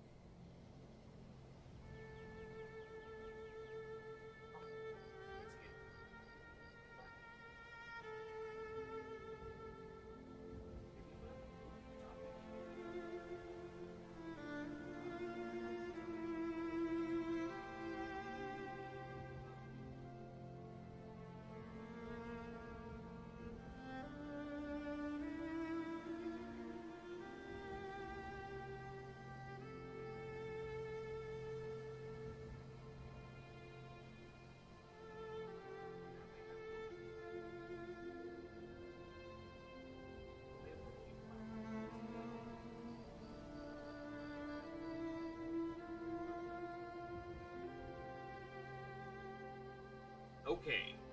Confirm. I gotta go. It's close to 8 o'clock or 8 a.m. here, so let me just save this.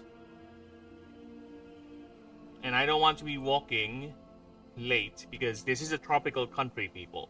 You know what tropical countries are. It's either very hot or very cold. And the rains are done and the sun is now shining so brightly, or it's gonna burn my sensitive skin. No, I have rich boy skin. I already have it ruined.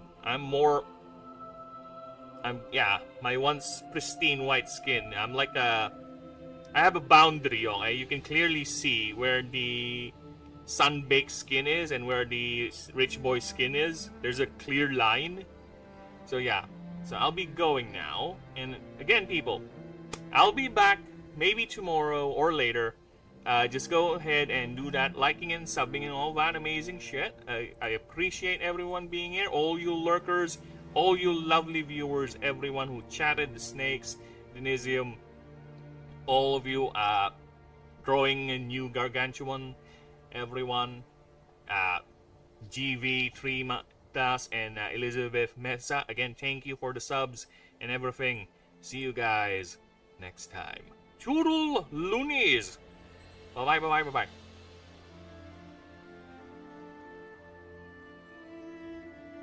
Fucking hell, how do you turn this off again?